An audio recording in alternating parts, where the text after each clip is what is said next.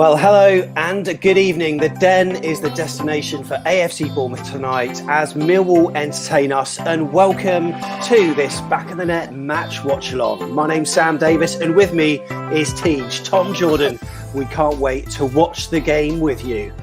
The match starts in less than 15 minutes and the team news is coming up. There's only been one change. We'll find out what change it is and see what Tom Jordan thinks about it. I tell you what, it could be a tricky match tonight.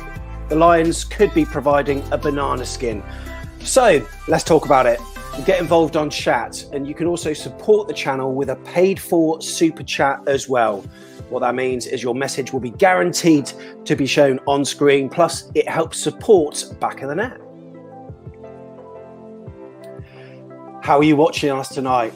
Let us know. We want more pictures as ever. If you've got the watch along on one screen, take a photo of it and show us your LCD mounted on the wall as well. However you're viewing us, let us know. Tweet your pictures to @AFCB podcast. And remember, tonight at 8 p.m, it's the full-time free-for-all where you can have your say. We'll give you all of the links later on in the show, and it's going to be a very interesting one tonight. And as I said, I'm joined by Mr. Tom Jordan. Tom, how are you? Evelyn, yeah, all good. Looking forward to it. Nice to see you. I haven't spoke to you in 24 hours now, but you know what? It's match time, and we were all feeling a lot of excitement about this game. Has it died down a little after Watford got that win over Norwich, or not really? Probably a little bit in the sense that if they had got a comfortable beating last night, I think we would have been, probably a little bit more pumped for this and thinking, it's there. We could do it. But now, probably not going to happen. But listen, we've got to go into them playoffs on form. It always works out, doesn't it? The team that have gone into them playoffs off the back of a good run at the end of the season, normally the ones that prevail. So at the moment, if you stopped it now, we'd probably be favourites. So let's just keep ticking along for the final four. I don't mean to be very impersonal tonight, but my laptop screen's ahead of me there and the camera is there. And sometimes I forget that I need to look at the camera every so often to keep that eye contact going with you, Tom. So it's not like I'm ignoring you, but I'm not ignoring everyone else, including AFCB Germany. Hello, he's back on chat. I'm expecting a picture of your watch-along setup later. James Reed, hello, mate. Hope you're all doing. And as AFCB Germany asks, how's everyone feeling for this game? We'll get your predictions ASAP. Evening from New York, amazing.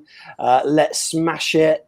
Great to see some familiar names there. Bonjour, cherries. Keith Thomas is watching, hopefully in the slippers. Haircut. I decided, you know what? Grade 1. What's the rating out of 10 for my new trim, mate? I've just gone for it. Yeah, fair play to you. I mean, you got less hair than me now. I don't think that's ever happened before. So, I'm liking it. I mean, there's not even a normal amount of hair on both of us put together now. Absolutely mad. But and I do know, everyone in the chat, that the legs have got to be shaved at some point. But we'll do that when COVID allows and Sam can do it for you. Because I know you all want the boss to wax my legs for you. So hopefully we can do it during a promotion party or something. Because I'll have a few beers and feel like I'm all right to do it, Right, let's check out the team then for tonight. And AFC Bournemouth, there is one change, and that change you can see on screen. We'll scroll forward and see the attacking lot in a moment. But on the right-hand side there, no Smith, he's on the bench. Tom, Stacey deputises. What are your thoughts on that? Yeah, it's interesting one. Not sure if it's just a random rotation, because obviously he must know, as we all do, that we've got two blimmin' good right-backs. So maybe he's just giving Stacey an opportunity. Don't know if he's seen something potentially looking at Millwall and thinking there's a reason for that. We saw, didn't we? What game was it? Was it Huddersfield game? I think it was, where Smith had a few problems against that pacey lad, and I wonder if maybe they've got someone there that Woodgate's thought would suit Stacey more. But equally, we don't know. It might be a bit of fatigue with Smithy. Might just be a little bit fatigued with all the games he's played. But it's one of them changes that's quite easy to do in it because Stacey's a consistent performer anyway. So more than happy with that. Tell me what you know about Millwall, mate, because look, let's face it, the Den would be a different proposition if their fans were in the ground. It's a horrible place to go, isn't it? It's an intimidating place, but do you think it's as intimidating when there's no one in the crowd? No, definitely not. I think they've actually probably been a bit better away, definitely of late. I think Henry, who we spoke to, Millwall fan, in the preview kind of said that they've been a bit better away. I don't think that would be the case if the fans were in there. they've done all right. I mean, they've just left it too late, really. But there was a spell where you thought, could they make a little late push for the playoffs? But they haven't been consistent enough. But yeah, they've got good record. I tweeted earlier, they've got good record against some of the big boys in terms of league positions. They've taken points off Norwich, taken points off Watford, taken points off Reading, Brentford recently. Obviously ourselves in that game where we should have got over the line, but they were probably worthy of the point. They're one of them teams that I think they've always got that potential of just nicking something off you. They're quite organised. And they're one of them teams that you feel if they had the financial backing, just a few little sprinkles here and there of quality, they could make that push, but never quite do it. But it won't be, I don't think anyone goes to Millwall and thinks it will be a full-blown conclusion. You've got to work for them points. But I'd like to think we've got a bit more quality, but they have got some decent players as well. We've certainly got some metal in the midfield, and as we've scrolled forward, we can see that the midfield trio is still intact of Pearson, Lerma and Billing. There was only one other question that you said in the pod, and that was the position on the right. He's gone with Brooks again, and elsewhere, I mean, you can't leave Danjuma out, can't leave Solanke out. So thoughts on David Brooks's inclusion and just the team as a whole, Tom? Yeah, I'm quite happy with it. I always think with Brooksy just because of the time he's had out and the injury problems. If maybe he'd used the odd game, we still might see in the last few that he might rotate now that Stan's back. But we've all said it before, haven't we? Stanislas is nowhere near as effective off that right. And with Arnie's form, he's not really getting on the left. So, yeah, I think keep persistent with Brooks. He's still a good player. We could do with, he's one of the players that we could do with nicking a goal, having a good game, I think. If you got Brooksy on, full firing into them playoffs, then you're laughing, really. But it's probably a good thing for him. He's been out for a period of time. So try and get him playing for these last few games and get him fully firing ready for the playoffs. So, yeah, more than happy with it. And you look at that kind of front four and the protection they've got as well. It's quite frightening, really. And Millwall will be looking at it and going, they've got Jack Wilshere and Junior Stanislas on the bench. I know, strong, very strong, isn't it? Now, what of the Millwall side then? Tell me what you know about the Lions, Tom. Much? I know the goalkeeper's a scummer, so we don't like him. But I think he's a decent keeper, to be fair. I know Alex Pearce we had on loan. Can't remember the exact season from Reading, and he was pretty good for us on loan. He's pretty solid. I think they normally have a lad called Hutchison there, but he's injured. Scott Malone, we all know, sadly. Don't like him at all, but he is a good player. And I was just looking there with the wing-back system. Maybe that's why he's gone Stacey for that energy, maybe, if they're playing the wing-backs. Malone does like to get forward, as we know. Don't know a lot about the other players. I think that, I can't even pronounce that one with a K's name, but I think he was at Birmingham before. And Sahora, I think, was at Cardiff. He's a bit of a handful. And Jeb Wallace will probably play in and around him. He was at Portsmouth, and I'm pretty sure he's their top goal scorer. And on the substitutes bench, I know they've got Conor Mahoney, who was obviously with us for a short spell. He's been injured, so he's only on the bench. And Mason Bennett surprised me he's on the bench because I think he's one of their better players. Quite quick lad, so I wouldn't be surprised if he comes on if they need a goal. But it's it looks like quite a solid, organised championship team, doesn't it? And they're obviously going with that wing-back system, so that'd be interesting because we haven't come up with too many teams that have gone with that lately. So that'd be interesting. And maybe looking at that might be why he's gone with Stacey, just for them legs. Yeah, absolutely. So Millwall at the moment, I think they sit in 9th or 10th position. They're 10th at the moment, 59 points from 42 games. And yeah, they are, the definition of mid-table. Sadly for them, they've got nothing to play for. I mean, I think that was the case. That's been the case for them for quite a while, hasn't it, Tom? Because I don't think when we did our initial playoff predictions, they weren't even in the mix, were they? I think we went for the top 9.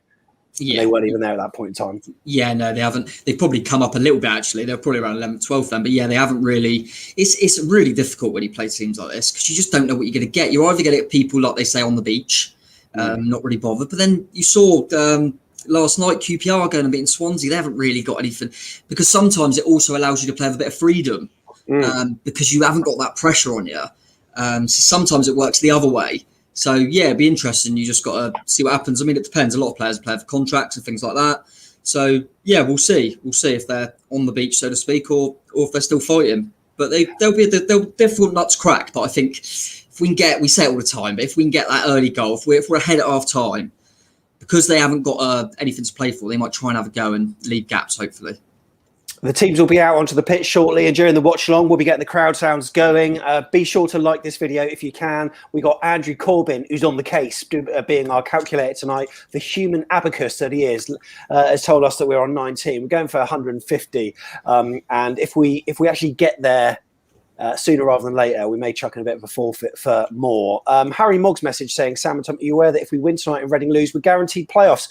Harry, it's almost like you've got the script. Not that there is one. We don't need scripts on this show. But yeah, that's right. If they do lose, be really interesting to see what happens. Now, what can we take from their last fixtures there, Tom? Because Millwall, they beat Rotherham United 1-0 at home. They then beat Stoke City on their own turf at the Bet365. They lost 3-0 at home to Swansea, yet they then went away to Brentford and held them 0-0. It's a bit of a hodgepodge of results there, isn't it? How can you take anything from that? Yeah, it's really bizarre. It's almost sometimes you see that, don't you? They lost 3-0 and then they go and draw 0-0. I think Huddersfield done the same, didn't they? Lost 7-0 and then drew 0-0 because it's almost like that's in your head, isn't it? Just don't do that again. You maybe go too conservative. But it's a weird one because when I was speaking to a Millwall fan for the preview, was saying that they were really impressed with Swansea, whereas they're the team at the moment that I think, we were quite comfortable against them. So that's the Championship. They're like a lot of teams in the Championship, consistently inconsistent. But and you just got to catch them on the right day, and that's what it's like in this league. So we'll see. But yeah, up and down as always. But as I said, they've shown they got points off Brentford, points off Norwich, points off Watford. So they're capable of doing that. So they'll be a tough nut to crack, I think. I always like to make sure that you can hear me absolutely fine before we introduce the crowd sounds, Tom. So it looks as if everything is good. You can hear my dulcet tones, right?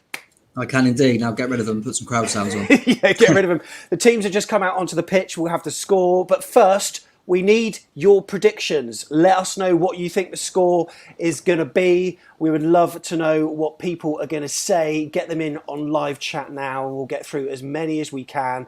Focusing on Dan Juma on screen at the moment, mate, aren't we? And Dan Juma, I'll tell you what, I'm sure they're going to double up on him today. He could be a threat once more. Yeah, that's happening a lot and they're getting doubled up on. But yeah, like we've seen lately, actually, because they've been doubled up on him, it's actually made Kelly have some good games because that's what I'll give Kelly, is he's really been given an outlet because he knows that Arnie's been doubled up on, so that's been helping. But yeah, they'll be aware of his threat, absolutely. But you try and deal with him too much, and you're going to leave people like Brooksy and Billing and Solanke free. So we've got quality in all areas, but yeah, we know he's the magic man at the moment. Congratulations to Norwich City, of course, on confirming their promotion. Didn't quite sort the title out. Chris Reeve from Talk Norwich City. Big up to the best Bournemouth fan channel. Chris, thanks so much. We're gonna sing an AFC Bournemouth chant to you right now. Come on. How we get there, I don't know how we do. And you know what? We don't know how we're going to get there. Well, it's going to be via the playoffs, Tom. Unfortunately, Watford looked pretty good last night against Norwich, didn't they? They did, mate. Yeah, it was a weird one because, like we said, apart from till the red card, Norwich looked breathtaking in the first 15 minutes. So I did think that, but fair play to Watford. They almost felt like this was their chance. Just stop worrying about teams below. Just go and beat Norwich, and then it's virtually done. And they did that to their credit. They've got a good squad, and they got Dan Gosling. So big game player. I'm pleased for Gos personally because the type of character he is. He always, we've seen it at Stamford Bridge, for God's sake. He gets big goals. Yeah. So that didn't surprise me at all. But yeah, I think it's been a long time, if not ever, that the three teams that have gone down all come straight back up. It's going to be up to us whether that happens.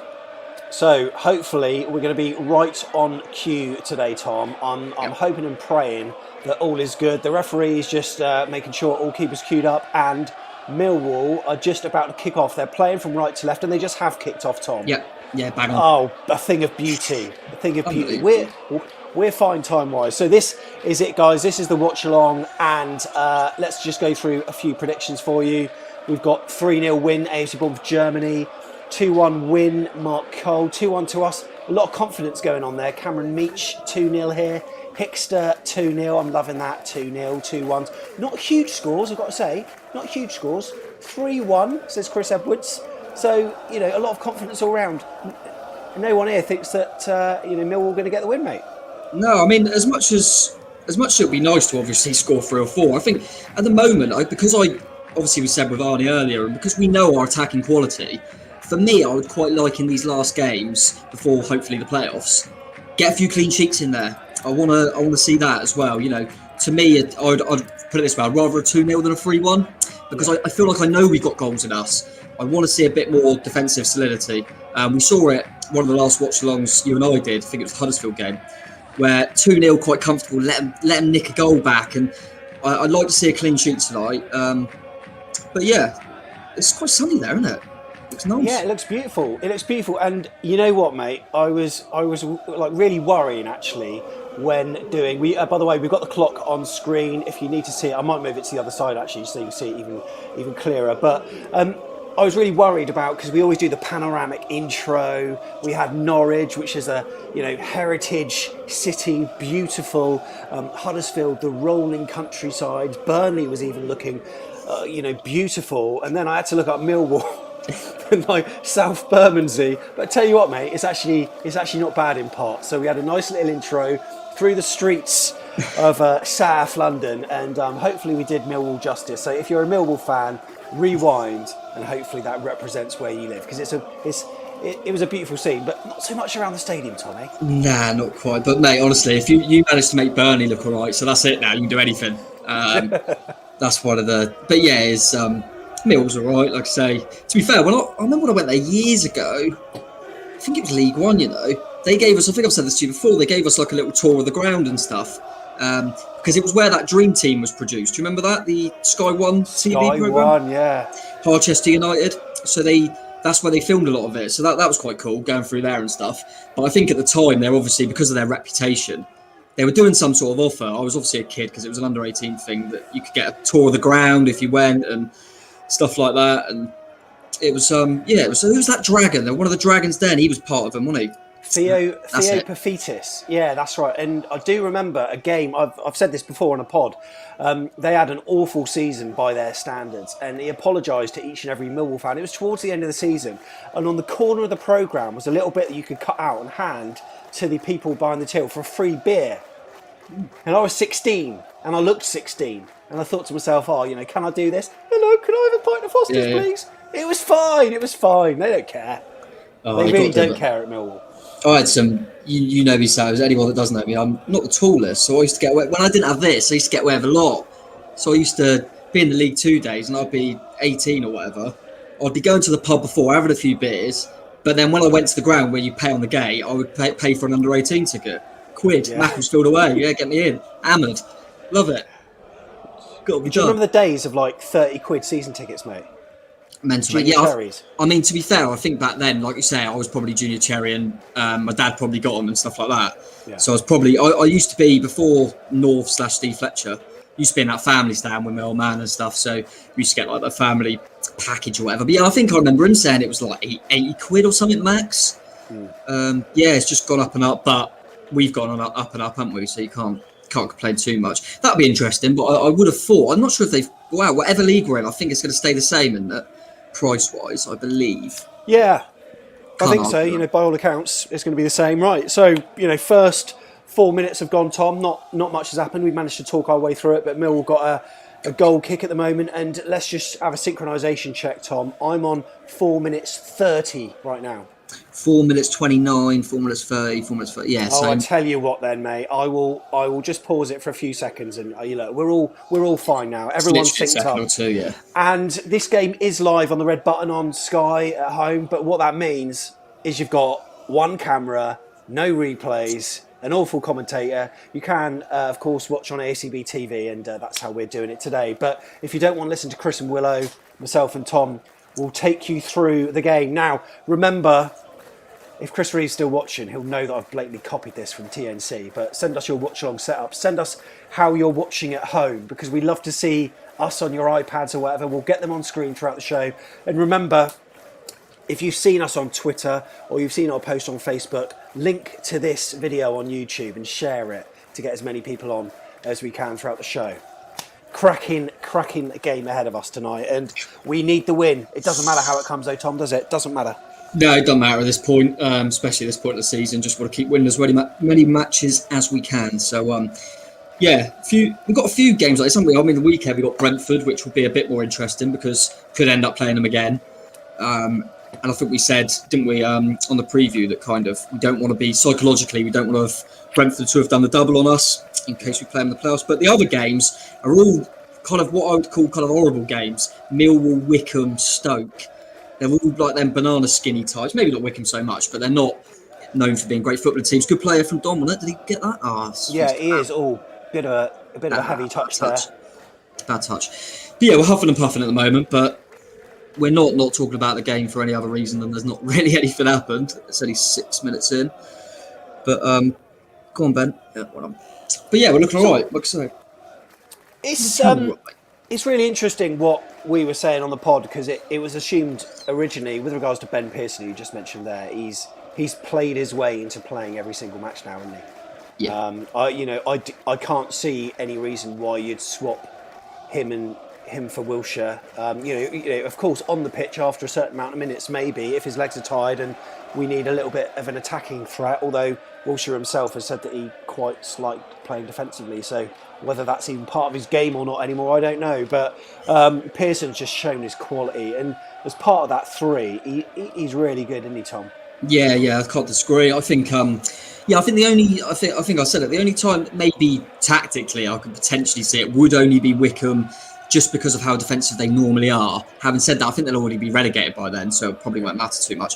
But yeah, the only way I see it is if we guarantee the playoffs, say tonight, then it will just be, there might be little bits of rotation, mightn't there? Just to keep the legs fresh. Dom's in. Dom's in. Go on, Dom. He's held on to it well. Poor ball back. But you know what? Sometimes his hold-up play is really good, but it's just his final touch sometimes lets him down. Yeah, no, definitely. But yeah, as you said, I think that's the thing with Jack at the moment. He wants to play a bit deeper, which I understand. He's getting older.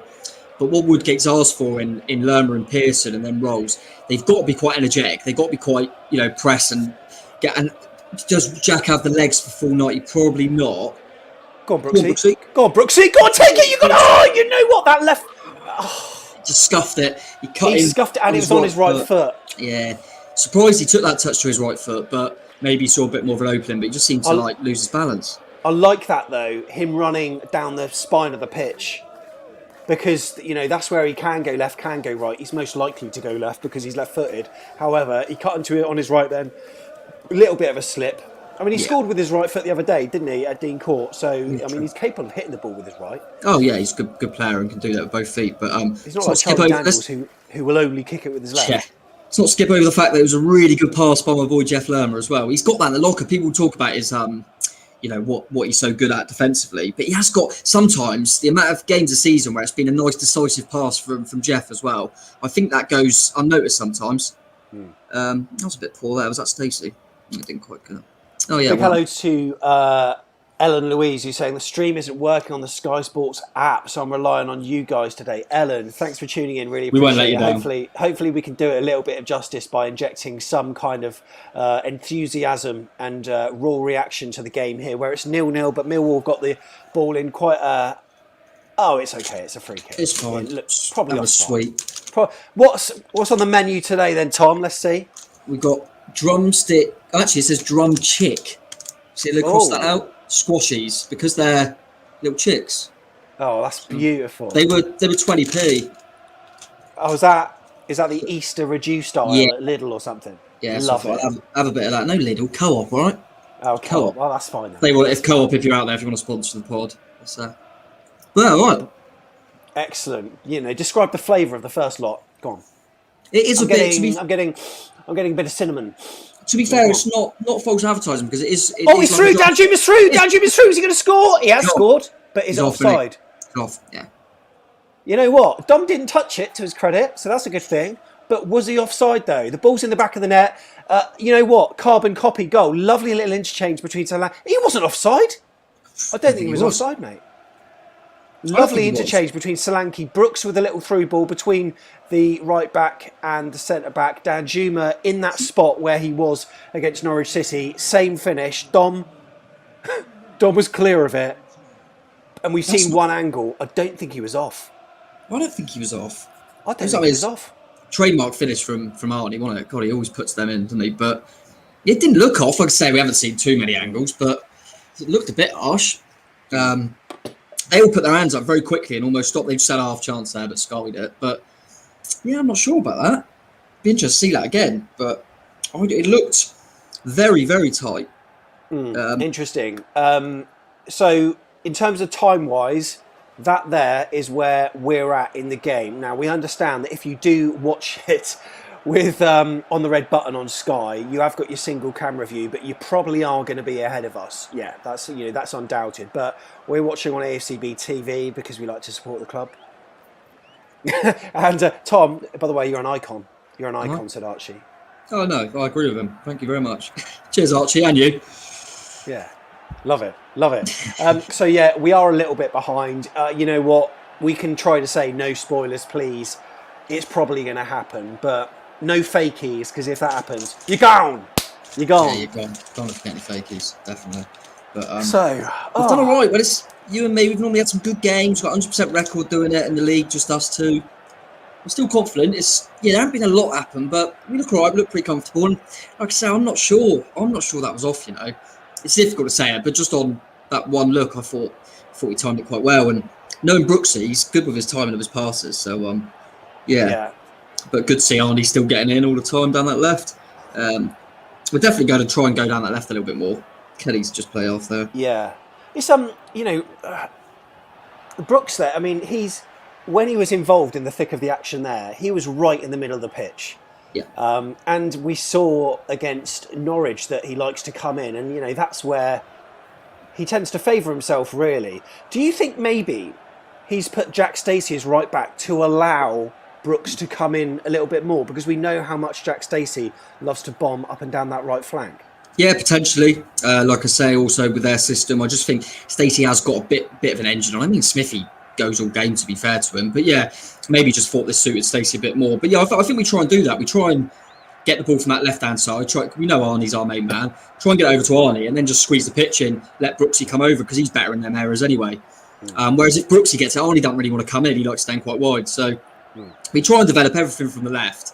But when we do that, Brooksy tries to go and get involved, doesn't he, by going a bit more central. I mean, he's virtually central now. He's always seems to be in that 10 role, really. Yeah. So it's quite fluid with the way we play. I mean, we're knocking it about all right here. Really nice at the moment, I've got to say. And it's in our best interest that we play Brooks back into the team, don't we? Because he's a player that could be absolutely huge for us if we're going to, be doing this. He's a player that can produce. He can score goals. He can create goals. He can just glide effortlessly past people. But recently, we've not seen so much of that. So maybe this kind of, formation with Jack Stacey there rather than Smith will help him to do that. But we will see. We'll see how it pans out. Yeah, potentially. I think maybe. I mean, I've been the same. I haven't been that impressed with him since come back. Having said that, him coming back into the team, we keep winning. So it must have, they must have a decent effect. And we have all said that Stanislas doesn't seem quite as effective on that right, but not a bad player to have available. They've just got a free kick. We've got eye line there for this free kick. Looks like we're going to deal with it. Free kick looks as if it's being dealt with. Right, Tom, you're Jonathan Woodgate. Oh, I am. Beautiful man, you are. Got cherries. I love that. I love that touch. Yes. We as fans seem to be very confident with the way we're playing at the moment. So in a way, it doesn't matter whether we finish 3rd, 4th, 5th, 6th, whatever. Let's just assume that Reading lose to Luton tonight, which is possible. It's a 7:45 kickoff. We know what Luton did against Watford. Maybe they'll raise their game versus the Royals tonight. If we win and they lose, our playoff place is secured. Does that change your view of how you regard the last 3 fixtures after that? Do you start to then rest players or what? I don't think Woody's the time manager to do that. I think it would definitely be tempting because you just think, imagine if Arnie were to get injured and you've already got playoffs, you'd think, why did I risk him? But having said that, I think Woody's the type manager, as we're seeing at the moment, where he's playing a consistent team while we're winning games. Well, I think he'll just think, we need to keep playing, we need to keep winning, I need to keep this going because we need that form going in. We don't want to take the adrenaline out, the momentum. You could kill the momentum by doing that, couldn't you? We're in. Phil Bell's in. Phil Bell's in! Yes! Come on, Billy! Phil Bell! Get in! Yes! Right away! Up the football leg! Right away! Oh, we get on and out! Oh, we get on again! Oh, we know it's 4-4 all the way! Oh my God! We've done a watch-along and Billy's opened the scoring. I think it happened last time. Brilliant. Don Solanke deserves a lot of credit. Of beauty. That is beautiful. Yeah, he does. He does deserve a lot of credit. He did not stop. The defenders couldn't cope with him. He kept going. Just didn't stop, just scrapping away. I mean, I don't know what their centre-halves are doing. Laid it off perfectly with Billing. What a lovely little chip finish. That's a player with confidence, isn't it, Sam? Because Billing, start of the season, never saw that in Billing, but now he just seems so cool in front of goal. He doesn't even take it. He just dinks it. Dinks. I thought at first he side-footed it into the corner, but he just casually dinked it over the keeper. I think we're going to, at some point, Sam, we're going to have to do some sort of montage of free-for-alls where the amount of fans that have said, I was definitely one slated him that said, I never want to see Billing play again. And then just skip it with all his goals. Unbelievable. And Heather's in the chat. Always give Heather a shout out when Phil Billing scores. She's backed him since day one, and another great finish. Heather's showing most of us up in terms of football knowledge. And you know what? She saw that little glint in Phil Billing's eye. She said all along he should play further forward. Look where he is, and here we are, mate. 1-0 up at the Den, which is good. They're going to have to come out at us, but that's how we like it, isn't it? We'd rather play a team that is trying to play football rather than one that's sitting back and soaking up possession. Yeah, definitely. And I think, like we said earlier, because their season's kind of over, so to speak, it will mean there's no point of them kind of sitting back or whatever. They might as well try and have a bit of a go because they've got nothing to lose, which I think will give us more gaps, which is really good. And Keith's bang on there, isn't he? An absolute classic that Dom and Billing were getting so many pelters of them combining. That's football for you. But as I was saying, just before the goal went in, this is what Woody will like. He just wants to, you want to keep the momentum. You don't want to kill the momentum. And I think that's why, going back to the chat. Oh, hello, read again. Oh, my God. Dan Juma racing through. Keeper came out to meet it. Bloody hell. Just a little touch there. Yeah. But yeah, no, I think that you don't want to, imagine if we, win tonight, win the next game, and then he makes 5 changes and we lose. You've killed the momentum before the playoffs. So I think he'll go with it as best he can. Like you say, just the odd change here and there, like he's done tonight with Stacey for Smith. So buzzing for Billy. He's nearly in double figures now, isn't he? Let us know in the chat. But I've got a feeling he might be in it, or one off maybe. Yeah, I'm not too sure. I want to say 9. I want to say 9, but I might be wrong. That's just thinking without looking at anything. But yeah, bro, Arnie was very close there. Just showed the replay. Their keeper done quite well actually. And I don't know what James McCaffrey's all about. I never said we should sell Bill. I always said just build the team around him. Yeah. Absolutely, what a player. Of course you did, mate. Of course you did. To be fair, I've got as I said, I've got my brother's fortunately got me the Columbia shirt for Jeff. He knows someone who owns like a retro football shirt shop. Got the Holland one. I'm going to text him at half time, mate. I need a Denmark top. It's needed. It is needed. Definitely. Chairman Jeff's on board. Pearson and Lerma are bossing it. We're not worthy, Mr. Hayward. Thank you very much for coming on and watching. Paul Freeborn's here. Evening. Hello, mate. Hope you're all good. 8 goals and 3 assists, according to Byron. You know what? If ever we need a stat, Byron is your man here on Twitter, here on the YouTube comments. Byron, appreciate you tuning in. Thanks very much, mate. Really. Well, I didn't know Jeff was in the chat. It's like when your owner comes to watch a game, isn't it? Yeah, it is. Now. So right then, Tom, what shirt have you got on tonight? Let's have a look at the Bournemouth shirt you've got on. Let's see. It's right. Yeah, it's right. It's the it's like, what would you say, green neon-y kind of colour. I quite like this one actually. I can't remember what year was it. It's not that old. It's beautiful. I think I remember going to, maybe the last time I went to Millwall and we beat them there, and I've got a feeling we wore this, so thought it tonight. I try and mix it up a little bit, but I quite like yours, a little polo top. I quite like that. Yeah, a little cheeky number. I like on the sleeves. Yeah, I like that as well. It's quite nice. I actually like the the one. What's it called? The one that isn't a polo neck. Just a plain training top without the collar. That looks really nice. Oh, hello. Oh, chance saved by the keeper. Free kick was curled into the far post. Strong header came in, and the keeper managed to get it away. But excellent header. We'll have to see a replay ASAP on that. Yeah, good reactions. I think it was probably Stratton, but still very good reactions there from the keeper. He's done all right so far, the scummer. But I'm not sure he got his head on that. No, we'll have to see a replay ASAP. Now, people on Sky Sports aren't going to be able to see this, but we can. Now, we got the ball of Ben Pearson trying to back heel that's just fallen short of Lloyd Kelly. Decent start there, mate.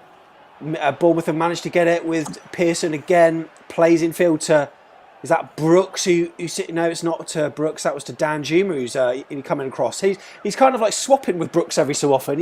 He's coming central at the moment. I love this variation. They've almost got fluid, 3 roles. Yeah, it is fluid. It's how I like to play my football manager, Sam. Just let him be expressive in that final third. Let him interchange. It's quite nice when they've got those kind of 3 roles. It's like your Mane, Salah, Firmino sort of thing. Yeah, but, definitely. By the way, when I full screened you, I forgot my mic is probably still on, and some of you might have heard a sniff and probably be wondering what the hell's Sam doing in the background. It's actually my Sinex nasal spray. It's rank. We've got a good record with that, though, haven't we? We've got a good record with that. It's such a perfect. Every time he full screens me, just know he's doing something. I'm doing something in the background, whether it's trying I might just unfull screen myself every time you do it. I've got the power.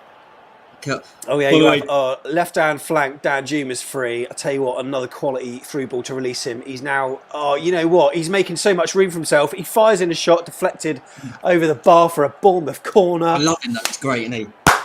You just get. He's one of them players. They always say it, don't they? Like edge of your seat stuff. Every time Arnie gets the ball, I think something's going to happen. I just love him. I do. He's just got to. He's got to. We're on such a delay.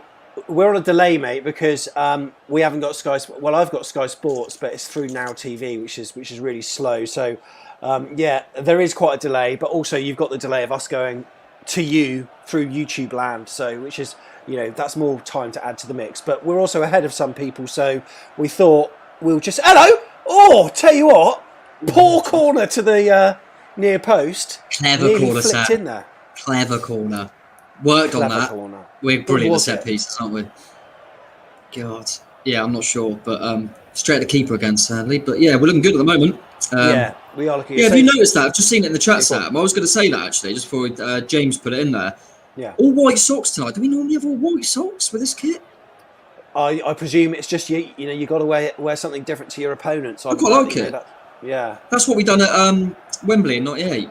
Although we had white shorts then as well. Yeah, no, you're right, yeah. Yeah, right, we had the white shorts. And, we've slowly sort of eradicated white from our kit, haven't we? Because sometimes we had like thin little lines, and we have had white on the kit before, but now I think we're keen not to use it. So it's just pure red and black now, and but it doesn't look bad with the white kit. With the white. No, I quite like it. It actually looks alright. I mean, we're playing some stuff here, Sam. I've got to say, some of that, just look, a little bit of play there, just one touch, just some brilliant football. What we know these players can do, but that's football for you, isn't it? When you play with a bit of confidence, some of this football. Go on, Billy.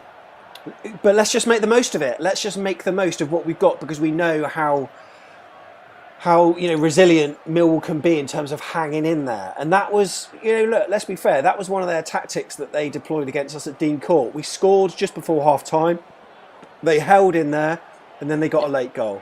And that's what they're good at. So let's just hope that doesn't happen to us, eh? But yeah, no, some really good football. Yeah, it was one of it was just before that really horrible spell, wasn't it, for us when we played Millwall last time.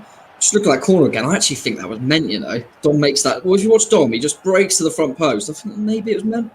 Collected with it all right, actually. He probably collected with it too well. If he'd scuffed it a bit, it might have gone in near post. But he was probably there for the flick, a headed flick, and when it bounced, maybe he just decided, actually, what, I can just have a little pot shot here. But you know what, it nearly worked. Yeah, they can't get hold of it because they literally, as soon as they get the ball, they can't get past Lerman and Pearson. I've never seen such a dominant central midfield pairing. Go on, Brooksy.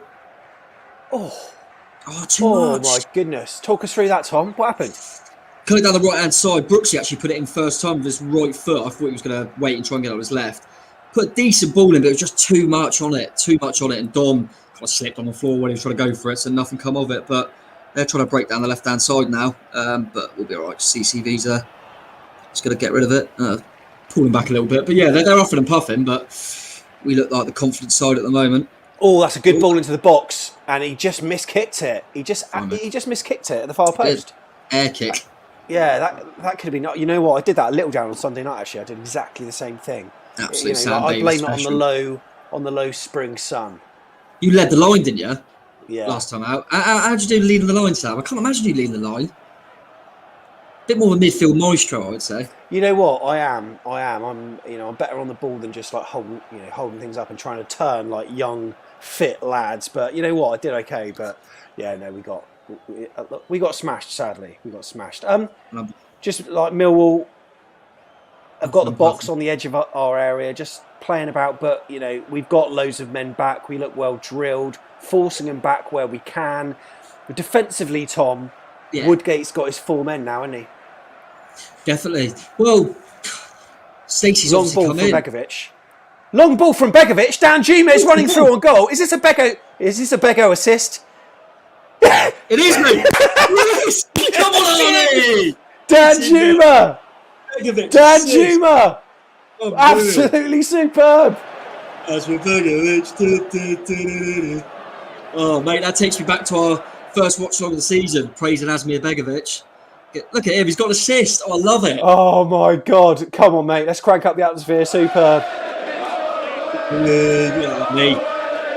How we get the right note, how we get the right care. Oh no, it's Bournemouth on the way. What a What ball. a way. That is Edison-esque. And Arnie just done this, does he? Come on. Oh man. He picked him out from 100 yards or whatever it is. And you know what? He did pick him out. He He did pick him out. You know, it wasn't just a hopeful through ball. It was a pass to Dan Juma, a nice little. Oh my God! Yeah, I think if you hear, like, sometimes, you know, if no one's watching, they're just hearing. If you hear that goalkeeper got an assist, you think, oh, he's lumped outfield and the defender's missed it, and he's actually picked Arnie out. Arnie's gone, and what a kick that is! And Asmir Begovic, what a season! Now he's got assist to his name as well. You know what? I'm looking at this thinking we've got so much variation in our play now. Yeah. Like we can do the nice stuff, but we can also go direct like that. And you know, it just means that Millwall now, right? They're probably going to be scared to actually commit as many players forward because they know that we've got that outlet that can damage us, and that's exactly what Dan Juma did. So they're probably not going to put as many forward now. Just got it. Yeah, I know what you mean. That's the thing with us, that we can play nice football like we have done, but equally we can go that little bit direct. We've got that pace, so brilliant at the moment. This has been really good, nearly half hour, really good. What's the peach emoji for there, Lucy? Don't know what that's referring to at all. I'm not too sure what that peach emoji's for. We'll have to Lucy on chat. Hopefully you can let us know what exactly it's for. What a touch from Dan Juma Magic. Ice cold like Stan, class from Bego. Yes, Dan Juma Magic. So easy, said Aaron. Assist for Bego. Oh my God, people are absolutely loving it. Absolutely superb. Players are working harder tonight, and Mark Cole had the goal moment first there. 2-0 to AFC Bournemouth. Absolutely. Get Dan Juma on that plane. On that. He must be watching, Frank de Boer. He must be watching. Maybe not this show, but maybe he is. But he must be watching Dan Juma, surely. Yeah, no, definitely. I mean, the thing that surprised me more is I looked and he has had caps for Holland. Yeah. So he's obviously been in there thinking before, well, he hasn't been on this form before, has he? So never know. I mean, trying to think if they have a few more friendlies before or anything, but yeah, no, absolutely brilliant. Only playing with confidence is frightening in this league, so buzzing for him. Absolutely, but this has been brilliant, hasn't it? Would you take 10-0? I'm not sure. Oh, you know what? What I will take is having a look at a few watch-along setups here, Tom. So we'll just let Millwall have their attack at the moment and see what develops from this. They've got the ball in our half, but once again, we are so well organised. Every single player at the moment is behind the ball. Now, they played the ball forward, which, you know, the Rolls-Royce of our defence should surely deal with. No, offside. Yeah. I saw that before the line, though. Yeah.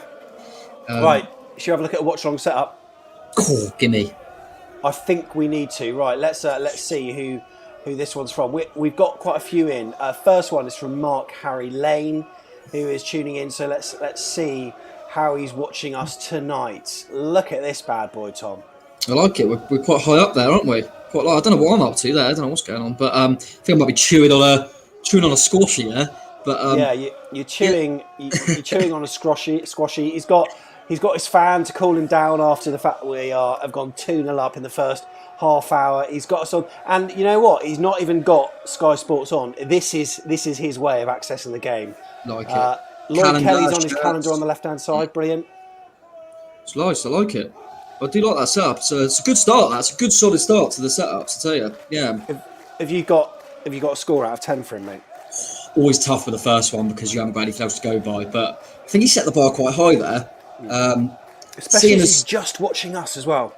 Yeah, I do like that, but at the moment this could be our 7th win in a row. I'm going to go for 7.7 out of 10. 7.7 out of 10. Too good for a 7. That 8 is a high bar, so I'm going to give it a 7.7. But yeah, we'll see how it compares to the others. Absolutely superb. If you're watching tonight, make sure you get your watch along setups on screen. Just take a picture of how you're watching us and then tweet it to @AFCB podcast. We've had a few more in as well from Morgan Scott. We've got Keith Thomas, so we'll check out Morgan's very shortly. Morgan, you've got a long way to go if you're going to beat that setup, but we'll see what you produce. We will, because we know you're a keen fan. We will see. Rotherham are 1-0 up apparently, according to and down to 10 men. Who are they playing tonight? Is it Borough? Oh, yeah, 1-1. I think you're right. Yeah, because the games that would potentially affect us, they're all later, aren't they? It's now Rotherham 1, Middlesbrough 1. Says CFAX Daniel over there, Scoremaster Dan. He's going to be keeping abreast of it. He's in Florida, watching the scores come in. I feel like Daniel just like in America, he just wakes up and it's just football, isn't it? I love it. Always on the ball. He always knows what the other results are. I don't think he's ever missed a show. Is he not at school today? Yeah, he doesn't do school, does he? Don't bother with school, Daniel. Just you're back to the net. He's top man. But yeah, no, I think all the games that kind of might affect us, they're all later kickoffs, aren't they? So there's nothing to really keep an eye on. I think Barnsley and Reading are both playing later. So just enjoy this. But at the moment, mate, to be honest, some of the football and how comfortable it's been, one of the better half hours of the season, I would say, definitely of our watchdog. So comfortable. But I remember thinking the same in the last one we did, Huddersfield 2-0, really, really comfortable, and we let them into it. So like I said at the start of the show, it's lovely seeing this football. But I'd like to see us not really threaten defensively. We're 2-0 up. The game's in the bag. We should be conceding a sloppy goal now. Because I look at us sometimes, and going into the playoffs, we do still have that knack of conceding a silly goal, like a header. Or I'd like to just see tonight if we can get over the line without conceding anything silly. There's a bit of chat from Cameron on screen. By the way, if you want to support us with a super chat, you can. It'll guarantee that we get your message on screen and help support the channel as well. Cameron says, though, who would you guys want in the playoffs? It's quite difficult because there are some teams that I think I'd prefer over two legs, and then there's certain teams I would prefer like just in the final. So, any thoughts on that, Tom? It's a difficult one at the moment. I think the way we're playing, everyone doesn't want Bournemouth, and we shouldn't worry. Because put it this way, I can guarantee you, if you ask that question to Barnsley, Swansea and Brentford fans, they'd say anyone but Bournemouth. Yeah. Because of the way we're playing. So there's nothing that stands out. I think it's going to be difficult, because I think it would be interesting to ask that question after we play Brentford at the weekend. Because if Brentford were to beat us at the weekend, they would have done double on us. And I think psychologically that can be difficult if you lost to them both times. So it'll be interesting to see what they're like. But from our perspective, having played them, I haven't felt Swansea have been that. We played them at their place, we should have won, and we battered them at home. I don't see a lot in Swansea.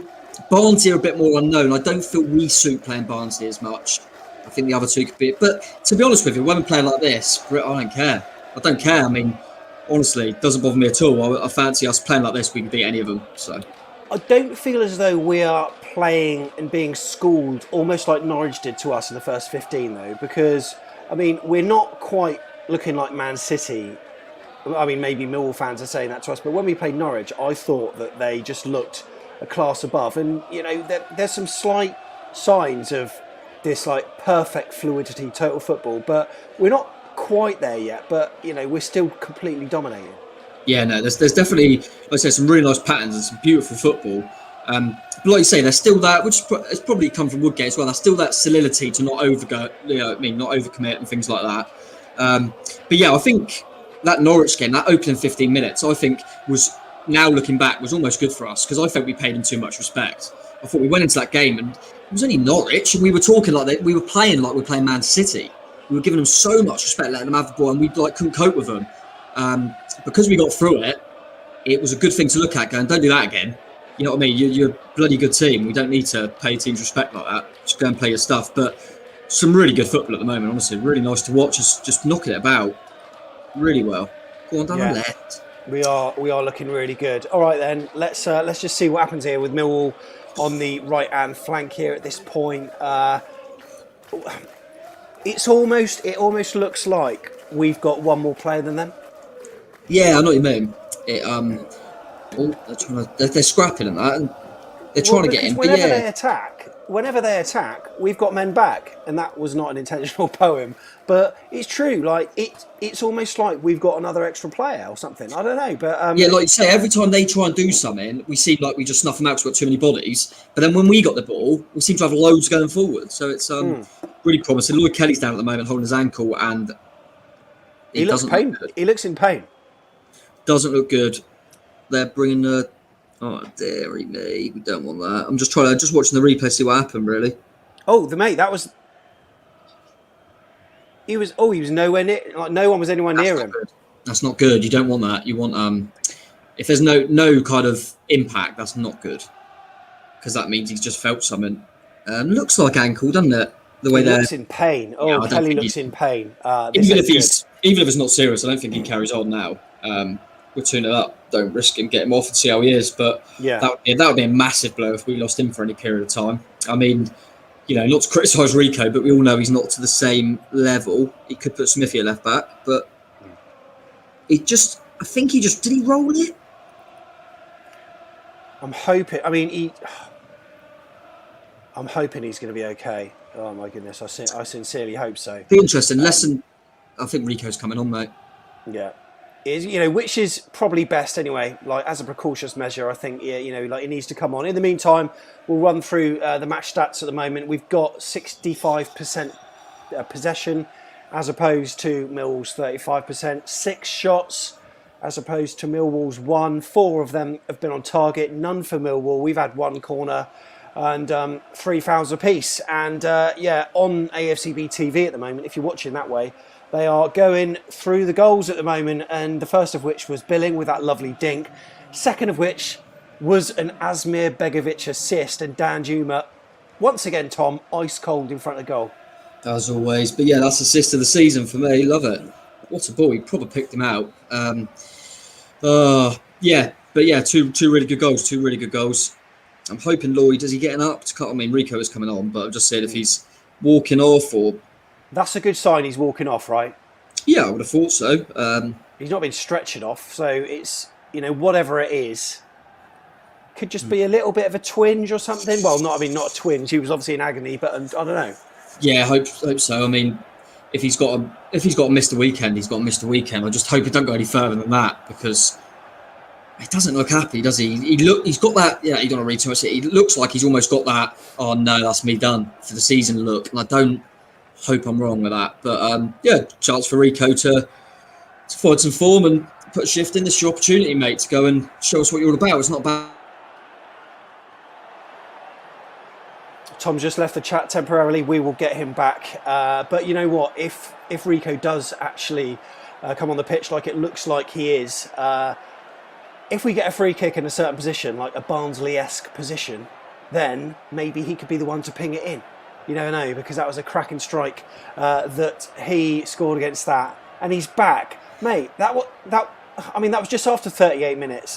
Have you now got that superstition back? No, I stretched my leg and kicked the lead, so I'm nearly done a Lloyd Kelly nearly down my ankle there. I don't know what I was doing, but I'm back. Don't worry. Enrico, we trust. Come on, Diego. Let's get nervous then. Right. In the meantime, then let's have a look at what Morgan Scott's got to show us with his Watchalong setup there, Tom, and I mean it's fairly solid. Yeah, I like it. I like the mug.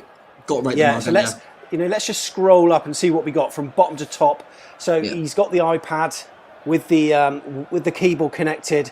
I don't know what key's missing on his keyboard, but there's something. Wonder what that's an F1, isn't it? Is that an F1? I don't know what it is, but he's got a Diet Coke, lovely clean carpet. Well done, Morgan. You've been doing your hoovering today. Good boy. Like to see that. And then on the big screen, he's got his coverage of Stoke v Coventry that's about to start for 7 p.m. No, I like it. Good setup. And like I say, the mug's always, you got to give credit to that. And yeah, what a mug. What a mug. Morgan Scott, fair play. The fans are calling for more merch, mate, I tell you. Yeah, you know what? We are going to get the mugs out. We're going to get them posted soon as well. I haven't got the ones posted that are supposed to get posted. Oh my God, life just gets in the way. People think I do this full time. No. Have a laugh. You do, mate. Yeah, you do. Sam gets all the big bucks. Hey, that's why I'm on 20p sweets, Just 8 out of 10 said Daniel for that setup. I think let Daniel have the say. I'm happy to let Daniel Daniel can make the confirmation, I think. Chris Edwards says merch needed. Well, Chris, you would be saying that after you have to sticky tape Tom's head to a mug. You could design the merch. I enjoyed that. Oh, I love it. Superb. That would be good. I mean, we need to get your face. We need to get a cartoonized version of you, I think, Tom. I think there is one actually somewhere that we can use. But anyhow, hopefully we might get Nonny on again at half time. If anyone fancies seeing him, we're not sure yet. But if we can, we'd love to get him on for a bit of Red Army chat. Be superb. How's Like Watch going? Like Watch. Andrew Corbyn's on Like Watch today, and I think we were at 51 last count. And what that's 54. No, I'm not. No, that's I'm okay not. For the first half. No, I'm not having it, Sam. Not having it. It's not good enough. How many people are watching this? Not good. You said click. It's a click. No, I'm not happy with that. Because what that means, right? A like is not just for our own vanity. What it does is help the channel immeasurably. Because when people are searching AFC Bournemouth, Millwall, AFC Bournemouth type things, it means our video is likely to come higher up in the search, and people hopefully will be more likely to click it, especially as it's live as well. It helps us. It helps the channel grow. Helps us gain subscribers and all that stuff. So that would be amazing if you can help us out by doing that. We would really appreciate it. Loving the fact that James Bond himself, Daniel Craig's in the room. First time watching. Won't be the last. What a lad. What a lad. Right, let's see what is happening. Daniel Craig in the chat. In the chat. Oh, loving it. Right. Live and let die. Live and let die. Jack Stacey, long ball forward to Solanke, who David Brooks is running onto it. He's cut across. Hello, time for a shot now. Oh, he's got it in! Yes, Brooksy! David Brooks being played back into form. Ran across the pitch from right to left. Was that Solanke through ball? That's probably 2 assists for Dom so far, isn't it? Oh, Get in! Love it. Oh my God, absolutely superb. Oh my God, we're on our way, Tom. On the way. How we get there, I don't know. How we get there, I don't care. Oh, we know the ball was on the way. I didn't realise how good that ball was. Good finish. So, I mean, talk us through the goal, Tom. Talk us through it. Dom Solanke's kind of having a bit of a scrap with one of their defenders, and then he, without really looking, he just plays his through ball. Brooksy makes a great run from right to left, comes in onto his left foot, just cut in between a couple of defenders, puts it through one's legs who's diving on the floor. Keeper can't see it. Brilliant finish. And we're just talking to Daniel Craig, but Brooksy turned it on there. Didn't even a bit of Bond. Look at that. What a team. It wasn't 007, it was number 7 that is absolutely pulling the strings on that right flank, and then he plays an awful pass back to Jack Stacey just then. But hey, love that. Brooks playing with a smile, cutting in on his left foot. A little bit like, can I remind you of Adam Smith against West Brom in the Premier League, where we won 2-1 that day. Daniels finished off with a pen, albeit that was closer, but he ran across from right to left. And then, similar to Dan Juma, I suppose, against Norwich on Saturday, he played it back on himself. He could have gone for the far post if he wanted to. He didn't. He went for the near post, and he had to kind of arch his body to get his left boot around it, but he did. And then it caught the keeper unaware. It didn't nestle in the corner by any stretch of the imagination. It went actually fairly central, but a cracking strike. Bournemouth are 3-0 up. And there's not even 45 minutes on the clock. Well, there is now. And Dom Solanke's in here. Oh, my God. Dom Solanke shoots. Keeper saves. Straight to keeper. He's going to get one second half, but it's pretty good. I literally, just as you were chatting then, I just had a message pop up, and it was from Henry, a Millwall fan who we've done a preview with, and I just managed to see it. He just popped up and said, mate, you lot are different class. And we know we can be. We can be. Just get it consistently, but we are at the moment. That's what Millwall fans are thinking anyway. I also saw, Sam, I don't know if you saw it. It just come up saying, oh, no, Dad Juba is now following you on Instagram. And I thought, he's playing. How's he done that? It's just a fan account. It scared me for a minute. I thought, what's he doing during the game? He's following us. Love it. He can do everything, mate. He can do absolutely everything. They've just had a pot shot that we blocked, but... Good luck with that. Yeah, I mean, this is... But I mean, I don't know if that's obviously a Millwall fan in the chat, yeah, Sam? Yeah. I'd be interested to see what he says. Are they playing really poorly, or does he think we just look that good and they can't compete? Because it's always difficult, isn't it? Because I think we look really good, but then are they having an off day as well? Probably, I assume. but obviously don't watch Millwall regularly. But yeah, this is comprehensive, mate. Really, really good. The only dampener is Kelly's injury. Let's just hope that's not too bad. Apart from that, beautiful, beautiful stuff. Oh, we're on our way, mate.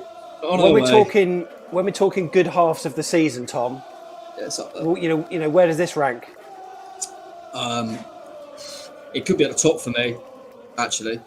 Thinking about it, I mean, I remember thinking we played really well really early in the season against Coventry, but we were level at half time. I think Lewis Cook gave away a penalty right at half time, so you can't really say that because we weren't even. But have we led 3-0 at half time? We haven't, have we? No, I mean, I'll tell you what, I thought the cup game against Burnley we were brilliant.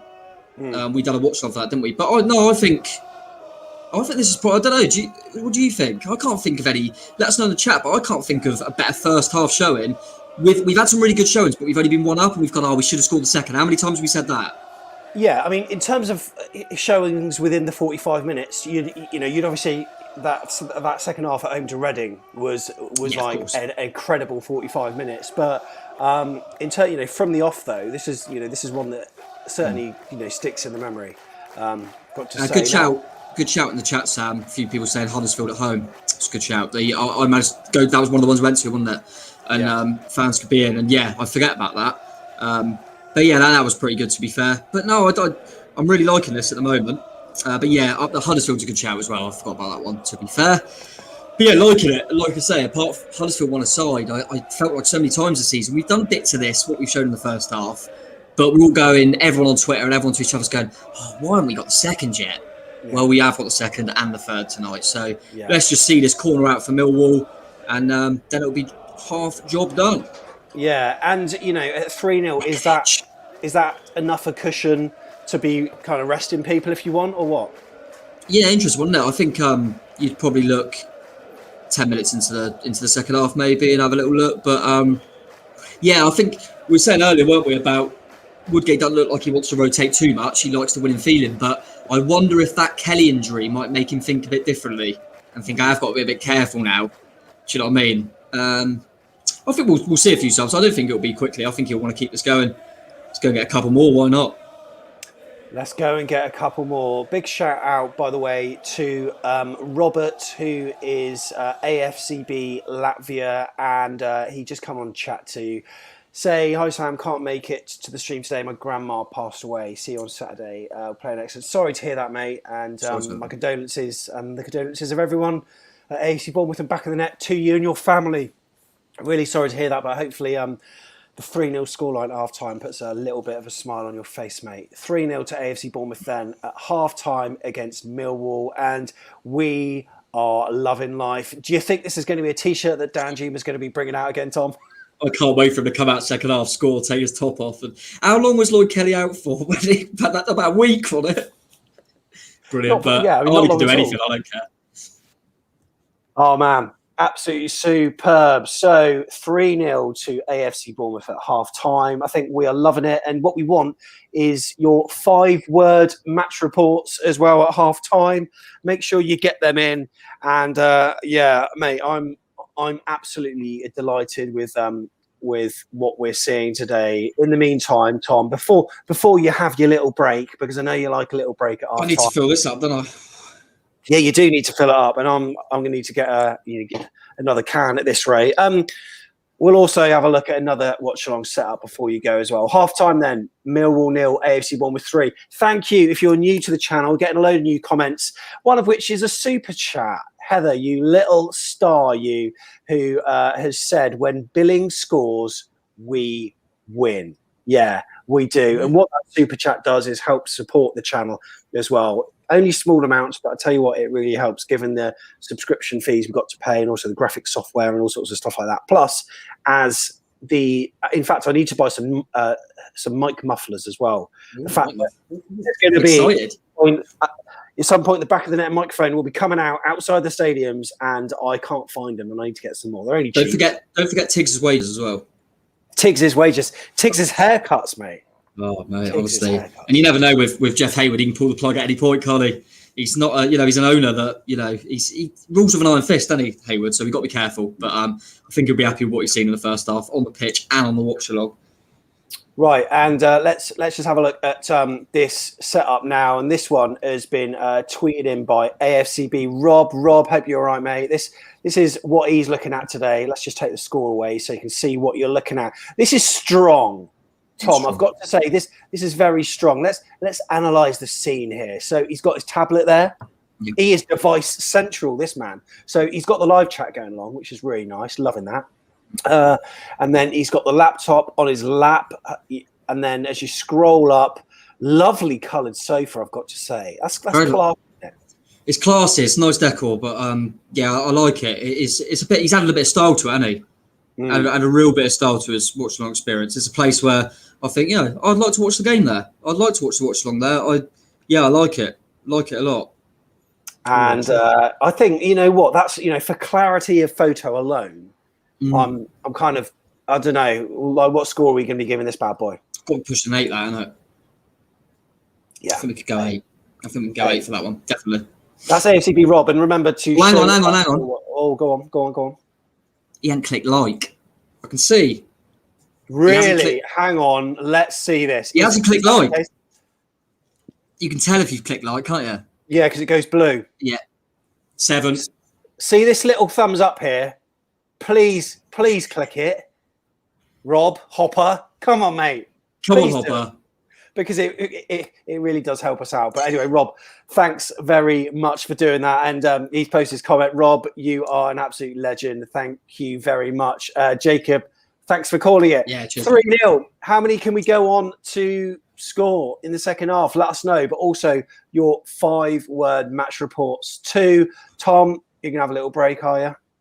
Yeah, just go and refresh a little bit. A few stretches, ready for the second half, Limber up. Cheers, Tommy boy. See you very shortly. He's going to refill his back of the net mug. Good stuff. Right, 3-0. What was your moment of the half? Right, we're going to go through some of your match reports, and we've got a load of comments coming in. 4 words or 5 words, whatever. All good. So, Byron, playoffs, here we come. Yeah, and you know what? If Luton beat Reading tonight, then yes, that is confirmed. And then at that point, it's just really interesting to know what Woodgate's going to do. What will he do? Will he chill out about things, or will he maybe rotate a little bit to keep players fresh? I don't know. I think momentum's a really good thing to have. So maybe we should just keep banging out the wins, because this momentum just breeds confidence, I've got to say. Harry Mogg, Bournemouth invited to the Super League. So glad all that is over and done with. We were talking about it last night on the show.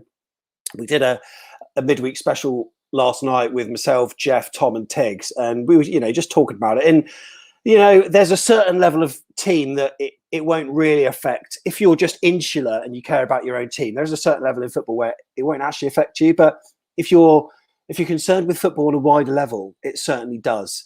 And there are these owners that are coming that are basically trading on the histories of clubs where they weren't even there. And they've gone and done this cloak and dagger style where the fans can't even kick off in the stadium, but they did on social media. They did outside the stadium. And I'm glad fan power won through and the Super League idea is no more. And you're seeing the apologies coming out.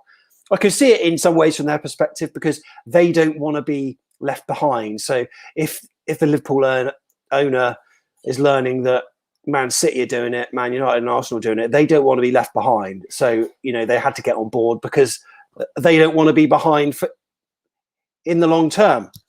But sense prevailed, I've got to say. All good. Right. More match reports on the way. 5 words. My 6 words sum up.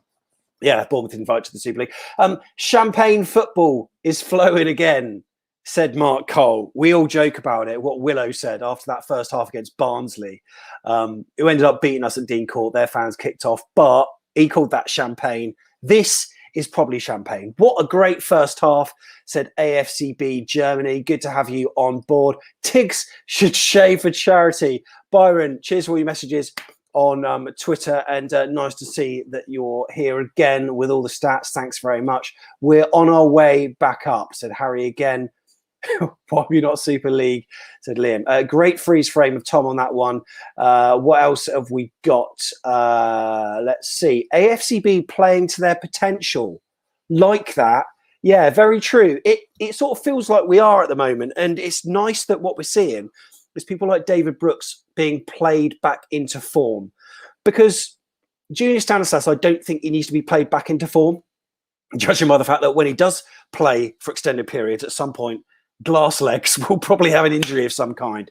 But David Brooks is a player that needs to be confident, and that will do him a world of good. Good to see him smiling in the last, and then good to see that distribution of goals across the pitch. Billing, Danjuma, Brooks. That's a really good thing. Absolutely superb. Right, what else have we got? Oh, yeah, someone said to stop the timer. Apologies. I forgot to take the timer off screen. You know what? That's how much we are not even paying attention to what's going on here. Arnie is a football god. Yeah, he is. Creative inspiration. I've got Woodgate. It's amazing. It's amazing how all of a sudden this man that wasn't hired to be a manager of AFC Bournemouth, he was hired to be Jason Tyndall's understudy, then got the job after let's face it, a recruitment process that wasn't right and proper, was it? But it worked. It worked. And despite these world-class CVs, there were these indirect interviews from Neil Blake and Richard Hughes talking to him on the training ground. And that's when they decided that, yeah, he's the man for us. And it's worked. Whether it was intentional or not, whether it can be looked as inspired, I'm not too sure. Neil Whedon said, reminds me of Fulham 2015. What a half that was. That was a great half. I think that was a 5-1, wasn't it? I think who was it who scored first? Brett Pittman did. Charlie Daniels cut the ball back from the left flank, put in Brett Pittman. Matt Ritchie scored to make it 2-0, and then the third half was just an annihilation. And Brett Pittman, that goal on just like a bit into the second half, I think, where he ran from his own half. It was Lionel Messi-esque. Absolutely superb. Equal highest scorers in the league. Is that true? Wow. Absolutely superb. Obviously, we hope that Kelly is okay, said Liam. Red Army en route to Wembley. Archie, too good for this league. 5 words, said Pete East. Moist, moist, moist, moister. Jacob, push for the wins to keep morale high. Bournemouth strolling in South London. Thanks, guys. Begovic, player of the season. All we need is him to score a goal now. Thanks for the likes, by the way. Really appreciate it. It really helps the channel. Apparently, we're on 101. Raymond for 150. Cherries focus on no injuries yet. Really hope that Lloyd Kelly's okay. I think it's a plus that he walked off the pitch. If he was carried off on a stretcher, that's not particularly good, but they felt he was okay for that. So I think it's good that they brought Rico on. That's absolutely superb. Bournemouth and Brentford have 72 goals. 107 likes we're on now. Thank you. Jacob, thanks very much for that. Keith said, Neil, the Fulham game is my favourite game. Really interesting to hear what everyone's got to say. And ahead of Brentford on Saturday, it's another huge game for AFC Bournemouth. We're pushing history-making runs at the moment, and this would certainly help. I think we've got a couple of games to go to reach that. But ahead of Saturday, here are some of your fans' messages, geeing up the lads for what's going to be, hopefully, a ridiculously good run-in for us.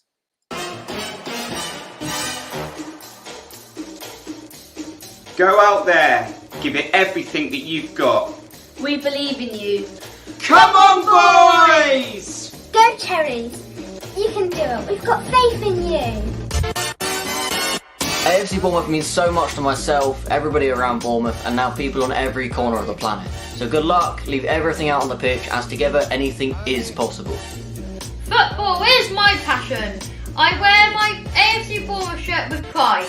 So go out there and smash it, boys. We are Cherries through and through. Just want to wish you boys all the best of luck for Saturday coming and the rest of the season. If there's ever a time to do it and do it for the fans, it'll be now. And I'm sure you don't want to see me come in and have a chat with you again. Come on, lads! Go, Cherries! Sad to not be there cheering you on, lads, but we'll be cheering you on from home. So go out there, give everything you've got, have no regrets. Together, anything is possible. Up the cherries. Just a message to everyone at AFC Bournemouth. On behalf of all the fans, wish you all the best for the remainder of the season. We know you'll give your all. We might not be there in person, but at home we'll be kicking every ball. And we believe in you. I have no doubt you'll do the job. Come on, lads. Up the cherries.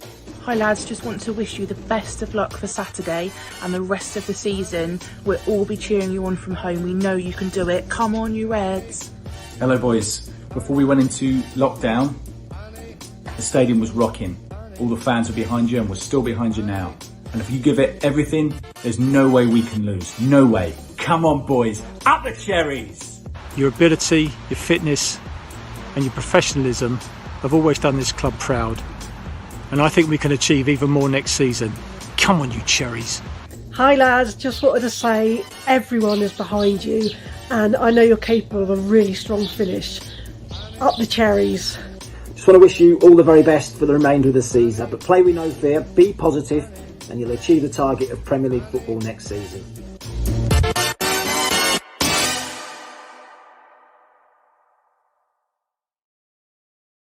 Run away, up the Football League. We're on at 3-0 at half time. Lovely to have everyone's messages in. Let's check out the stats. There we are. Bournemouth, 64% of possession. I mean, we've quadrupled their level of shots. 6 on target, 1 corner each for both sides, one of which resulted in one of our shots, actually, where Dom Solanke managed to get a touch on it.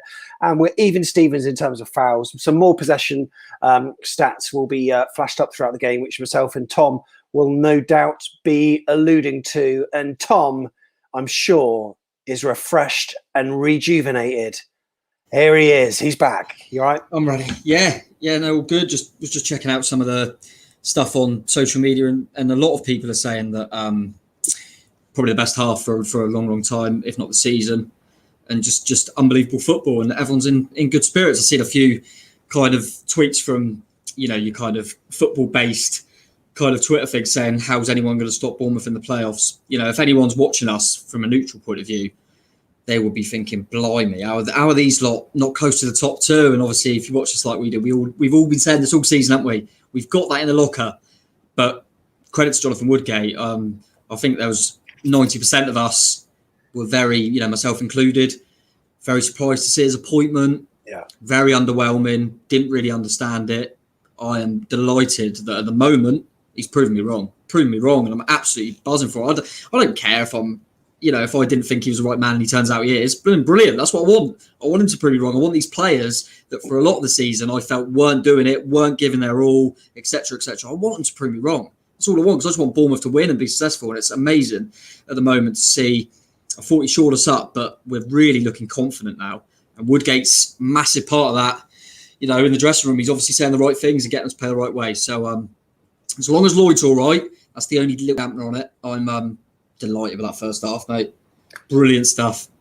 Jerry Elston is saying, for the first time in ages, I'm proud of watching Boscombe play. And that's quite a powerful statement, isn't it? But I think many of us have slowly started to feel that. I mean, I've been proud, before this moment, this season, I've got to say, with some of our performances. But, people have all got their limits mentally. And, now he's actually starting to feel real positive vibes, and there is positivity, isn't it? And the positivity, I think, is just is actually reflected through the manager as well. And as Jeff said, there's not many things better to see your own manager saying up the cherries at the end of it, your media interview, is there?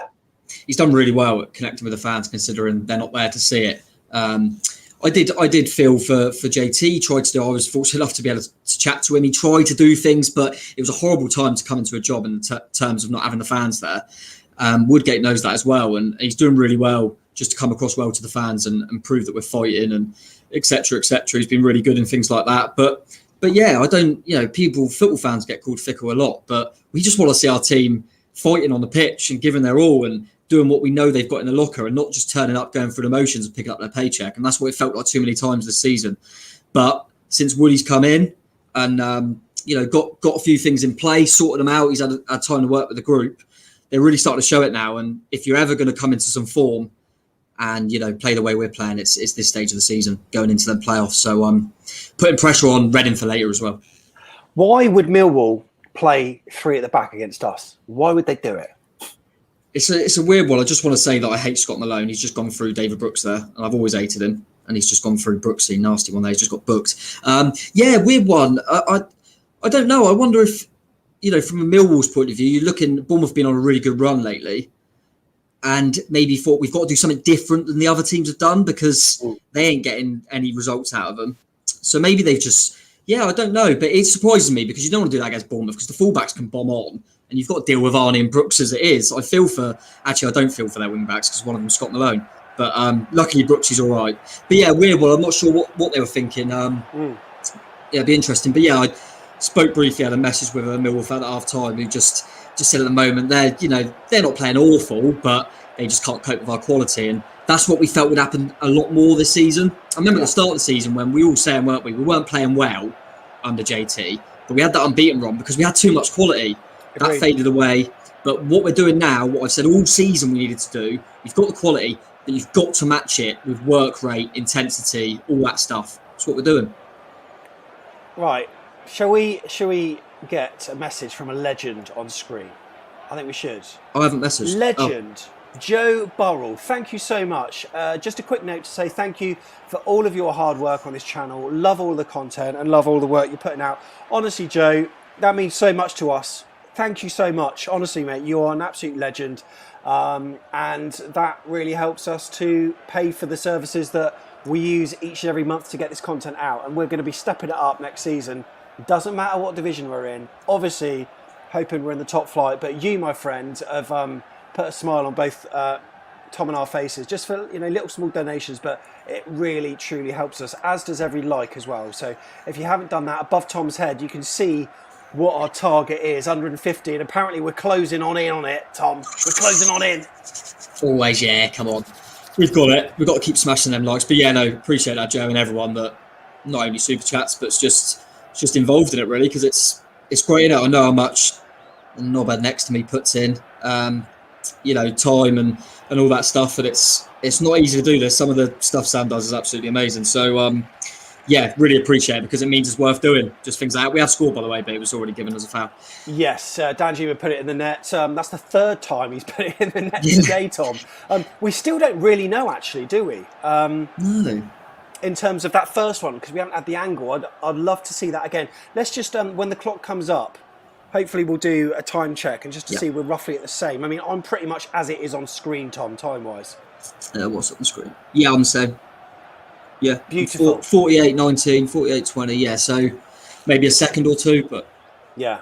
Okay, brilliant, excellent stuff. Right, Phil Bill has just lost the ball on the left-hand flank there, and Millwall now looking like they're getting a little bit of possession going forward. They found a little bit of a pocket in the centre of the pitch.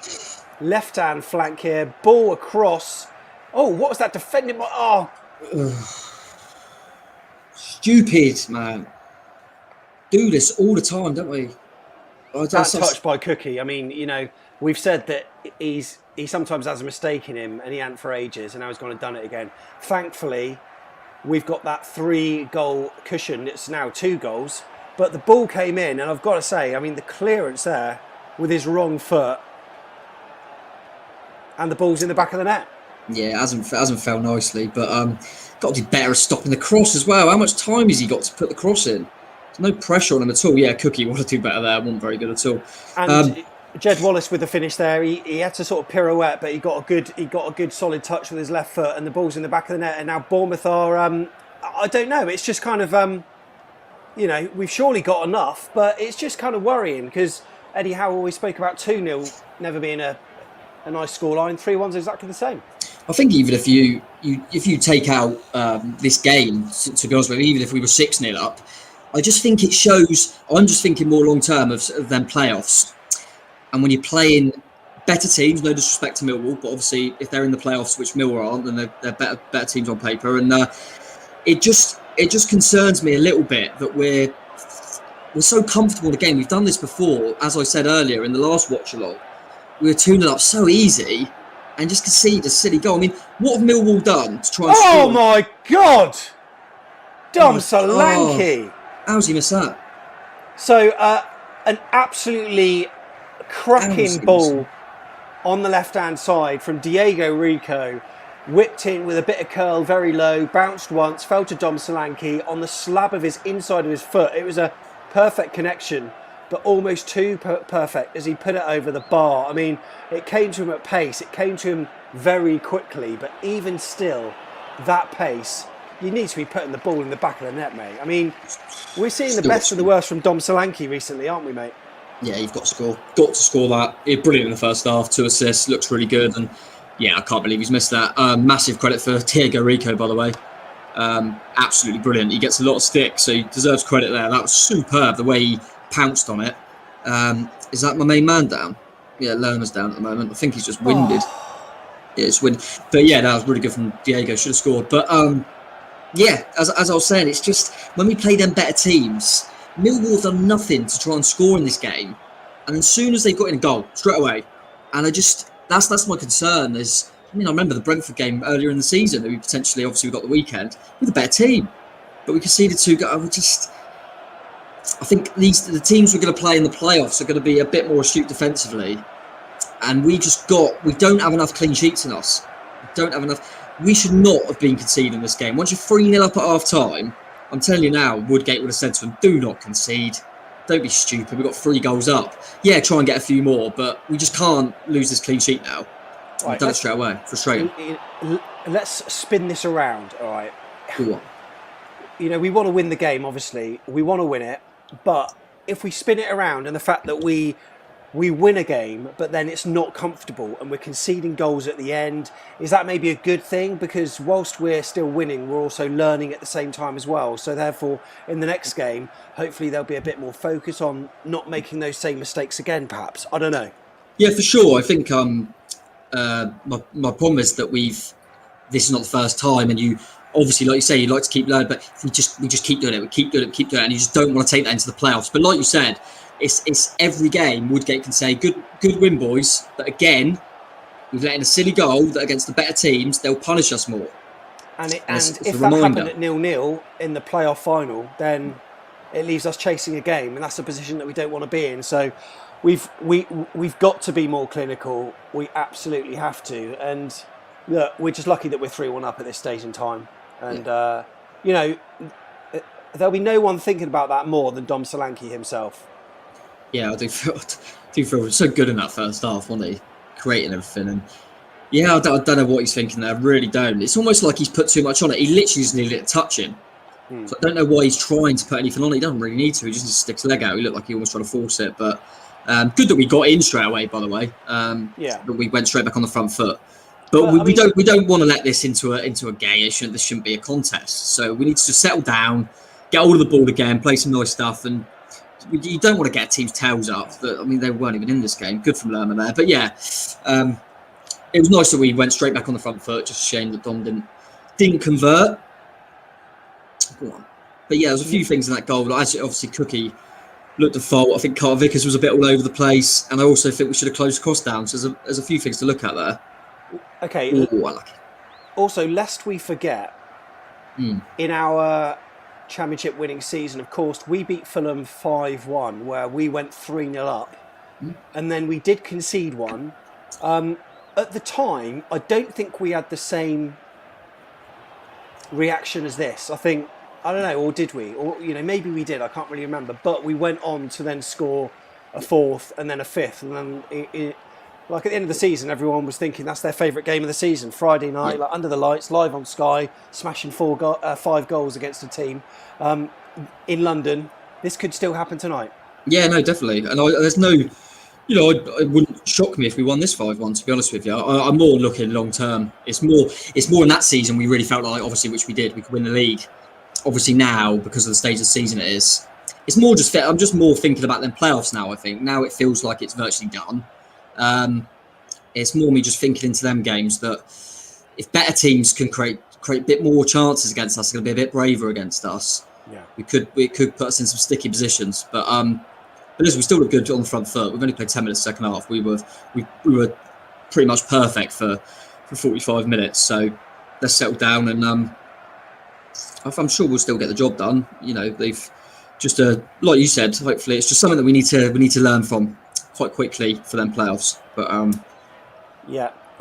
Remember to get your watch-along setups on screen. We're going to be showing you more as time goes on throughout the second half, and we'll get one on very shortly. So we might have missed a few. I think apparently some have been DM'd to us as well. So we will let you know what's going on there. What minute are you on, Tom? Are we still about the same, 55, 50-ish?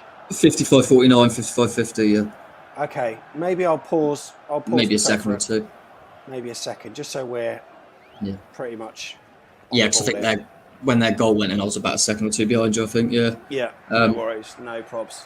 Daniel, can you let us know? Daniel doing his normal, let us know the score was brilliant, mate. You let me know just from a fantasy football who scored the goals in the Tottenham-Southampton game, please. 1-1 apparently, just from a fantasy football. Need to know. You're so lazy, Tom. You're so lazy. You just get Daniel to do the work. Oh no, Daniel loves it. Daniel's great at that. He'll be up there any second. Who do I need to score actually? Oh, I need Son. Son. Okay, need Son. We'll find out what happens. Thank you so much, Zeta. Steer, have a cuppa on me. Thank you so much. Really appreciate that. And you know what? That helps to pay for a lot of things with regards to the channel. I tell you what, we're in. Oh, I thought we were in. Philip Billing tried to put in Dom Solanke. Probably not wise. I know. Philip Billing, just have a go yourself.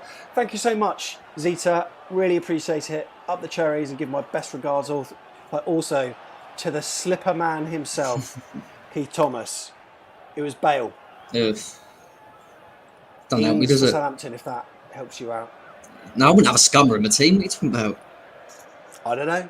Get rid of that, mate. Nah, I didn't want Bale. 132 likes, take that. Better. Andrew Corbyn, if you need someone who's on the ball when it comes to stats of likes, Andrew Corbyn's the man, the go-to man who keeps us up to date. 132. We're after 150. Maybe we can get a little forfeit going for you, Tom, to raise it to 200 throughout the half. We'll have to have a think about that. Maybe have a think about what we should do to raise it up to 200. Yeah, let's get that 150 in, and then I've got a forfeit in mind that can hopefully tempt people into that click of a button. That's good, header away. Come on, boys, pick it up again now. Come on, go again. There's only a couple of ways that I will start to actually feel a little bit better now. And that would be, 1, for us to score a fourth, or 2, for it to be on about 88 minutes instead of 58. But we've got more than half an hour to go, so let's see how this goes. Keith Thomas says, my Spurs mate is about to jack in footy. Don't blame him. Yeah. Don't blame him. The top six. Yeah, Heather, I've already addressed this, right? Actually, Heather, if you want to, there's a couple of times Heather's mentioned this now with the leg wax, which I'm aware of. I've got to do. Because of COVID, I was going to make Sam do it, and we could do it before a watch along or whatever when we're allowed to watch together. But Heather, if you want to wax the legs, if you've got any sort of, I don't know how much experience Sam's got, see. So I'm a bit worried. I'm a bit worried you won't know what you're doing. Heather, if you know what you're doing, I might feel a bit safer. All it is, right? From my perspective, you get your little strips and then you heat them up in your hands. I mean, maybe you have to do it like the hot wax directly on the leg. Put it on the strip, and then slowly put. No, I went. I mean, it sounds painful. I've got to be honest, but hey, do what you got to do for the channel. For the fans. That's what I do. It's got to be done. Got to be done. Right. Let's have a look at this watch along setup then. James McCaffrey. Now, do you remember last time the very rustic scene that James McCaffrey provided? This time, firstly, he starts off with his laptop, which is obviously fairly solid. James, beautiful laptop. I've got to say. Perhaps needs a little bit of a dust here and there, but we'll let you go. Scroll up though. Well, we're only on the big TV, mate, and he's got Wembley shirt. He got one of the limited edition Wembley shirts on the left that had auto windscreen shield Wembley 1998. There were only 500 of them, I think. Got to rate that up. Yeah, no, I like it. I want to know what's in the little basket things on top.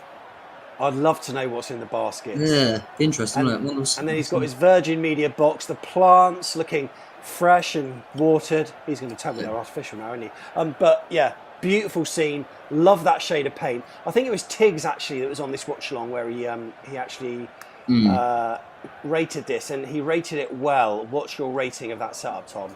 Does deserve a strong rating, I've got to say. I like the kits. I quite like it. I like the big screen. I mean, seeing us on the big screen there is where we should be, really. So I appreciate that from James. So I'm gonna. It's probably my favourite, actually. Yeah. I might go 8.5. 8.5. Yeah. 8.5, James. I like it. Like it a lot. Big screen. Big screen action. Oh, this neck. Oh, mate, I've got one coming up. And, oh, you know what? I love dogs. So, oh, it's a cat. It's a cat. I love cats as well. Sorry, I just took a brief look at this one. I sent it from Casey, but I'll just wait and see what's happening on the pitch at the moment so far. I thought it was a dog, but I just had a proper look. I needed my glasses. Yeah, Morgan, if you're even if you haven't watched the game, of course, you know we've had people that don't watch the game that have come on the free for alls. So yeah, absolutely, make sure you're on. Usual link as ever. Ball into the box from Millwall, headed clear, fairly well organised, pushing them back fairly. Heather, you've got the job if you want it. You've got the job if you want it. I don't trust that. I've got to be honest, Al. I don't trust you doing my legs. I've got to be honest. What does that mean? In hitch? What does that mean? Done it in hitch. What's hitch? Is that slang for something? Have had it done in hitch. That could be a place in hitch. Oh, Hitchinson, Hitchin. I don't know. She'll let us know. No. What's hitch? Because you know, like if I'd had my legs waxed before. Legs waxed. Like if I'd had my legs waxed before, I wouldn't say, "Oh yeah, you know what? I've had it done before in Southbourne." I would just say I've had it done before. Like I wouldn't quote the like hitch. I reckon something. You reckon it's something really Is it technical? slang for like? Yeah, really somewhere technical. geographic, you know, somewhere biologically rather than geographically. Oh, autocorrect. Yeah, love it. Oh, that was an Had it I've done got to say. myself, so I'm probably going to Right, Tom, let's have a look at this one then. Let's have a look at this one. Oh, I like it. Beautiful, I love that beautiful cat. scene. I want to know the cat's name. Pardon?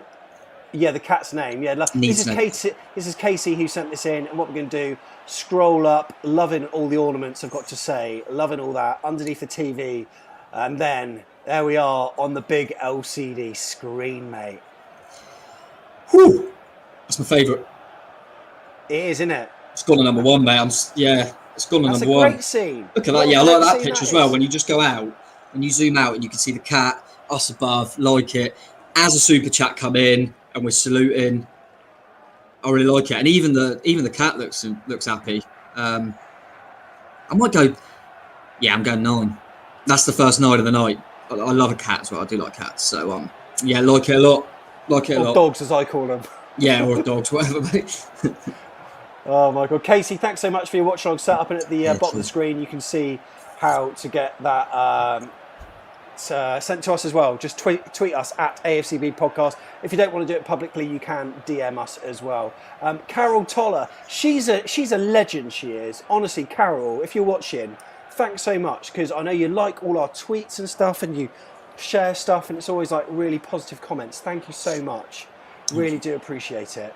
And also she sent in her watchalong setup as well. And again, Tom, strong. Very strong. Very strong. I like the mug as well. It's not back of the net. That's a nice mug. I haven't seen that one before. Like it. Is that Matty Holland? Yeah, that's Matty Holland. Nice touch there. Like Matty Holland. Bournemouth ledge. That's a nice touch. Can't quite see the DVDs in there. I wanted to know what DVDs she had. Look at, yeah, no, I like it. This Nice is setup. A bottle of water. She's hydrating herself. She's got a hot drink there. Looks like a hot chocolate. Yeah, it could be or hot maybe chocolate. coffee. That I think. Yeah, no, I like that one. That's solid again. It's getting good now, isn't it? The ratings. Oof. If there was a cat in there, I'm going to go same as James. Actually, I'm going to go 8.5 for that. 8.5. All right. Do like Carol, it. again, thank you so much. Appreciate all your support. And if you haven't done it already, I didn't see whether she liked it, but if you haven't, it would really help us out a lot if you've liked it. I suppose we should talk about the game, Tom. Yeah, it's got a bit. Our clock doesn't go, say, 64. We can't afford that. Maybe one day we can. So it's hitting 65 minutes now, but if you can work it out time-wise, that's where we're at, okay? So if you're wanting to scroll forward or back later on, that's Just where got we're free at. kicks. We have.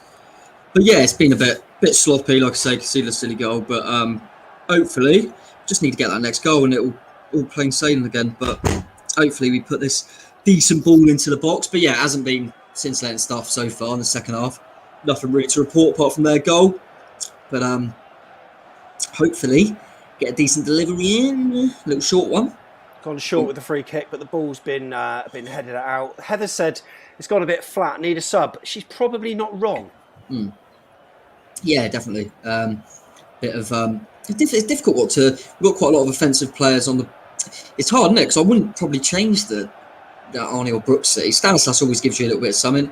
Maybe Jack Wilshere for Billy. Maybe he's got a bit quiet since the goal. I'm not sure, but yeah, it's got a bit flat. But I was hoping that at least that goal should keep us concentrated. Junior is doing a more intense warm up than the rest, so I wouldn't be surprised if he were to come on. But yeah, I mean, Millwall was scrapping, to be fair to them. They could have thrown in the towel, couldn't they? They've come out second half and they're going for a bit of pride, so fair play to them. But I don't know, we look a little bit better last couple of minutes since that we're spraying it around a little bit nicely at the moment. Rico's doing all right, give him some credit. I think Rico's done all right. Dom, he should have an assist on his name as well, remember? And do feel for Dom because this is a chance now! Chance! Dom Fugo scores! Dom! Dom Solanke. Oh, that's what we needed. Get in. Get in. Let's have some AFC Bournemouth chance. Come on. Run away. Up the football leg. Run away. Oh, we get Veronica. Oh, we get Veronica. Oh, no, it's bombs all the way. Run away. Yes. I was in the middle of saying Rico should have had an assist, and Dom, we really could do with Dom scoring. As I said it, he's put it in. Oh, mate, get in. That goal is brilliant. Pearson plays it through to Stanislas, to Solanke, who touches it on to Billing, who then plays a little ball through, and it was weighted perfectly, so Dom didn't have to break his stride, and he just saw it into that corner of the net to make it 4-1 to AFC Bournemouth. Mate, it's one of them. It's one of them, honestly. I think he's just bringing Sam Surridge and Judah Stanislas on now, by the way. See, look, I can read minds. When I said Stanislas. Yeah, good shout. But no, I think if you rewound that back quite a way, you would see nearly everyone played a part. Do you know what I mean? It was one of them really long, really nice football. Love that. And got the fourth, and now he can make the changes. Junior Stanislas coming on for Arnold Danjuma, go wrap him up in Cotton Wool. That's a good change because we like Junior off the left as well. And big Dom Solanke got his goal and now he can come off for a breather. Love it. Sammy Surridge coming on. We know he's going to put shift in. But yeah, brilliant, mate. Absolutely brilliant. That's what we needed. I like that. And as I said just before the goal, I think credit for Rico. I think we were all a bit like, oh no. But he's come on and he's been part of that as well. He was part of some of the football there. But delighted, mate. Delighted we got that 4. 3 and 3 for Dom. Who needs 2 and 2? What?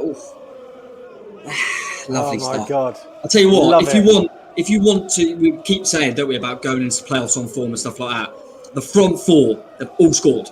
That's who you want to score the goals. I think we're saying on the preview, weren't we? I think Jeff made a good point about Brentford don't seem to perform if Tony's not at it because he's their main man. And I kind of, they get scored. I'm putting off the line. Oh, sorry. We just cleared one off the line there. Scrappy from a. I wasn't even watching. I was just looking at your beautiful face, mate. Oh no, don't blame you. It wasn't that exciting. But yeah, we were saying about a lot of these teams have like a main man, which we've always wished we had in a way. But I tell you what, when you've got a front 4 that are all scoring, it's not a lot better than that. Someone is down though. Phil Billing. Yeah. Have a look at what Charlie Edwards said on chat, mate. I won't put it on the screen. Love it. I love it. Like every so often, he comes up with a gem. Yeah, not screen worthy. Bale scored again, by the way, mate.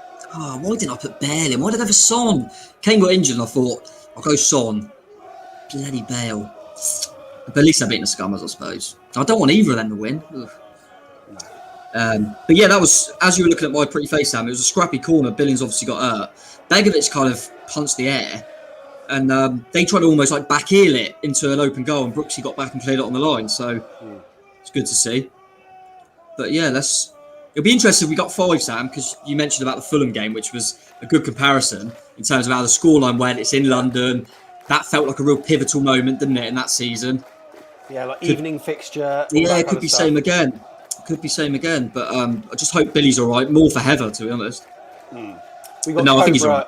We got Cobra, who sent in his very, very dark room for his watch-along setup. He's watching in the death of night by the He's looks watching of it. in a cave or something. Yeah. Put the light on. But we're on screen, mate. That's the main thing, right? Put a light on.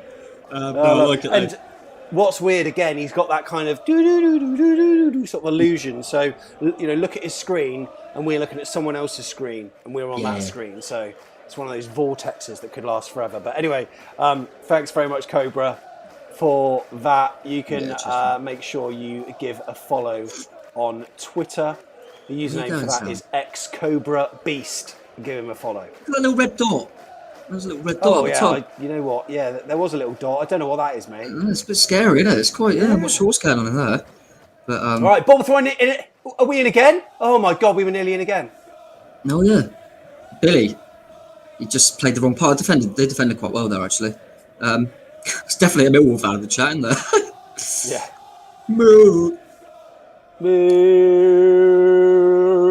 And that's the, you know what? That's the kind of sound you hear, which is quite, when you've got, I don't know what their attendance is these days, but when you've got all their fans in the den singing that, it's just quite an intimidating hum, isn't it? And it is an intimidating place to go, which is why I think, you sort of think if we're going to get promoted, this has been the season to do it in, whereby this kind of like home advantage thing is pretty much lost, really, due to having no fans there. Yeah, I'd like to think that we sometimes create a decent atmosphere, to be fair, because we've got that smallish ground. We can, if we get going, I do think we create a decent atmosphere, to be fair. But we done that video, didn't we, at the start of the season about the away days, which probably didn't need to do. But looking back at that, there were some really exciting ones, weren't there, to go to? That's the only shame, really, for this season. But sure, we'll be back next season. That's the main thing, and hopefully we'll be with the big boys, get some wins up there. But yeah, no, I'm really happy with the response, Sam, because we can see the silly goal, but then they haven't really done much since then. We've got control of the game again. Dom's got his goal after just missing a really good chance. Rico stepped in and looked good. So yeah, silly 5 minutes, but we're looking good now. Looking all good. Yeah, absolutely. I think we are, looking very good at the moment, I've got to say, and look fairly in control. Absolutely in control. It's what we're going to do. We're going to look at another watch-along setup, Tom. And firstly, actually, let's just see out this attack. We've got Brooksy on the left-hand side, plays Rico, decent cross, finds Surridge, touch. What's he going to do with it? His back's to goal, plays it back to Pearson on the edge, finds Lerma, broken down, is it? No, Lerma plays it, left flank again. Rico fires it across, finds a Millwall player, partially cleared. Lerma's on the edge, twonks it into Rose, which is Jeff. Total Jeff, isn't it? Total Jeff. Hey, I was there for that Palace goal, mate. What a goal that was. But it's one in every 25. But it is right. So AFCB Germany, I love the fact he's got his flag up first and foremost. That's always a nice touch, I've got to say. And then as you scroll down, he's got his scarf, he's got the laptop, he's got the Doritos, he's got his Bournemouth shirts there. I'm loving. Let's have a look at what he's eating for dinner tonight. Ooh. He's got potato wedges, a healthy bit of mayonnaise there. I've got to say, are those burgers? That's not 2 burgers, is it? I don't know. I think that might be 2 burgers. I haven't eaten yet. It's making me a bit peckish, actually. But I'm not sure. Has he gone for the best Doritos there, though, Sam, in your opinion? Well, he's gone for what? The hot ones, rather than like Cool Wave. He's gone for... No, they're the tangy cheese. Tangy cheese, It's got to be chili heatwave. Oh, are you a big chili heatwave man? Yeah, I think that would have got an extra rating. Does that mean that you're going to have to downgrade him or what? I'll tell you what, is he in the chat? Yeah, AFCB Germany's there, yeah. I'm interested to know who his German side is. I don't know who his German side is, and I want to know who he supports German side, and that could affect it. Because I think he said he's in Edinburgh last time that on the last show. He said he's AFCB Germany, but he is in Edinburgh. We need to know more about him, and we need to get them on the chat as well. If he's got a German allegiance, that is, of course. So yeah. His mum's. He's just put in his mum's German, dad English. But yeah, it's got to be. He just needs to. If he hasn't already, he's got to go chili heatwave for next time. But Chris Edwards makes a massive point here. That's a hell of a point. You don't want to get Dorito fingers on the shirts. You have one, then He has given himself a health and safety risk there, hasn't he?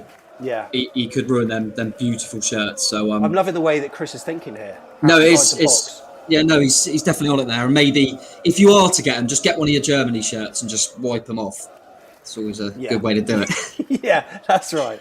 Yeah. I'll tell you what, they're actually leading the way at the moment, aren't they? With all that Super League stuff. Germany never got involved, and they do know how to run a football league, to be fair to them. So they do deserve a bit of credit at the moment. They just went nope straight away. So fair play to them. But yeah, at the moment, Sam, 4-1, like a few people are saying in the chat, all Luton fans later, aren't we? Could be signed, sealed, delivered. Well, during the free for all, we might actually be sort of. I'm sure Daniel will be there with the updates during that, so it'll be really interesting to see. Got to get Daniel on the payroll at this point. We're at. Yeah, I know. Well, yeah, we might have to. We've got another tweet that I'm about to with a Watchalong setup. What I'll do is I'll put some of it on screen because I can't show a certain part of the screen because it gives away who it is. But what I'll do is I'll flash it up. I'll just wait for Bournemouth to have their attack. 76 minutes gone on the right-hand flank. Ball played back to Ben Pearson. Oh, a nice little turn there on the right. Is that Jack Stacey trying to beat his marker? We got a corner, mate. Is that a corner? No, he's giving a goal kick. Goal kick, isn't it? Yeah, come back off him. Boo hiss boo. Right, let's get this tweet up on screen if I can get my things working all properly. And it's been a private message, so not many people will actually know who this is because it's not been public. But I mean, I can tell who it is. Who can you? Could live in a house like this? Oh, hello. It's a nice top, isn't it? I mean, he ain't got the right player on the back. It needs to be Arnie. Right, let me scroll down. Oh, I know it is. This is like Naked Attraction, but the other way around, isn't it? No, I know it is. We're just gonna scroll down. Let me scroll down. Here we go.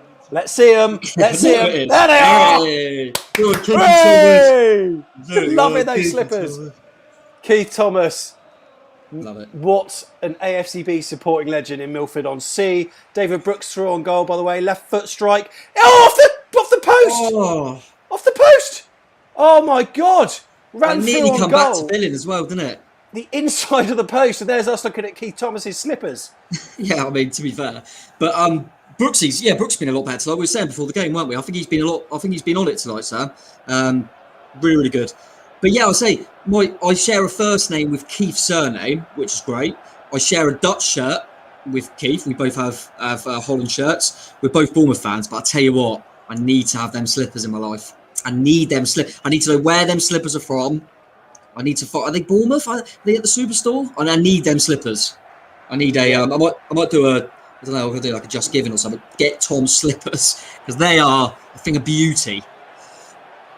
Oh, hello. What's going on here?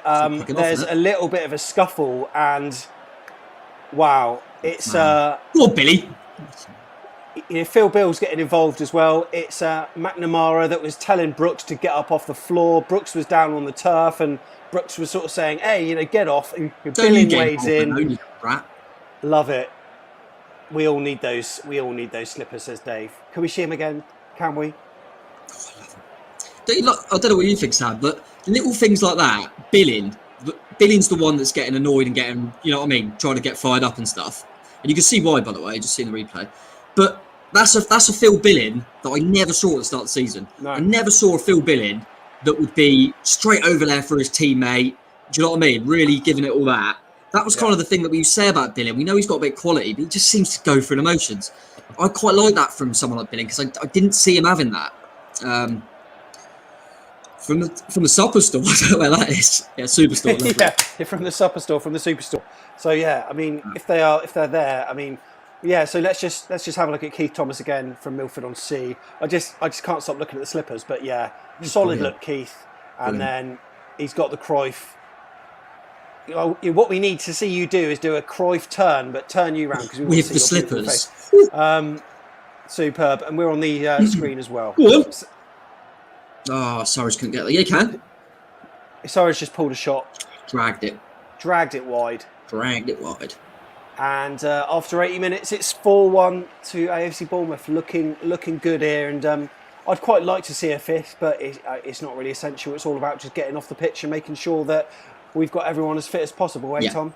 Yeah, main thing is that we've obviously Kelly in the first half, but we managed to get the fourth, take Dom off, get Arnie off. They both got a goal, get them off. I'd quite like to see Wilshere come on for a bit actually and get one of the deep line midfielders off.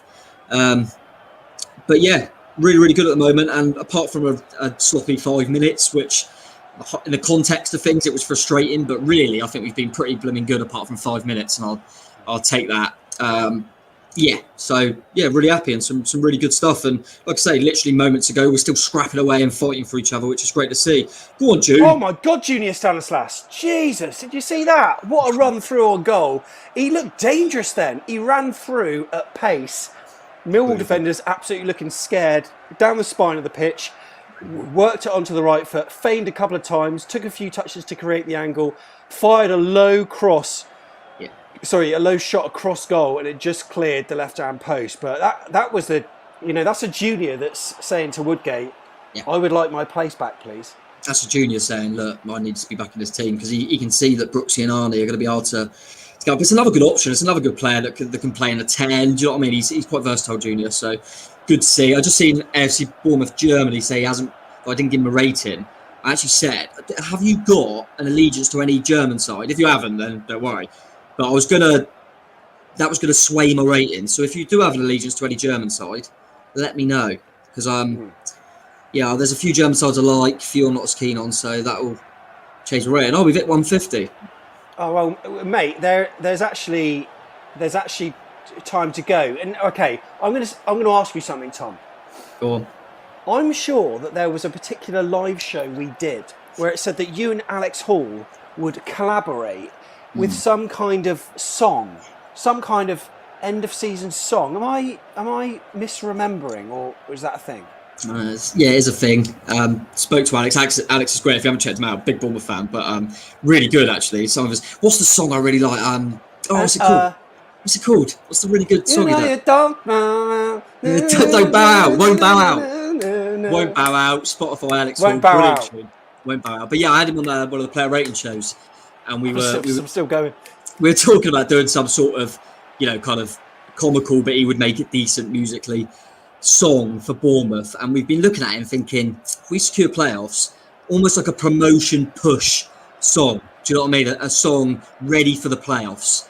And I said to him, do the fans deserve that? Do they deserve me and Alex Hall a collab of a song, which would just be, we're giving you a lot there. So I think it's got to be a minimum of 200 likes to get that, though, haven't you? So you agree? So hang on. So you and Alex Hall Music will. We might do get a few song special guests in as well. If we hit 200 tonight. Tonight, it's got to be tonight. You're joking me.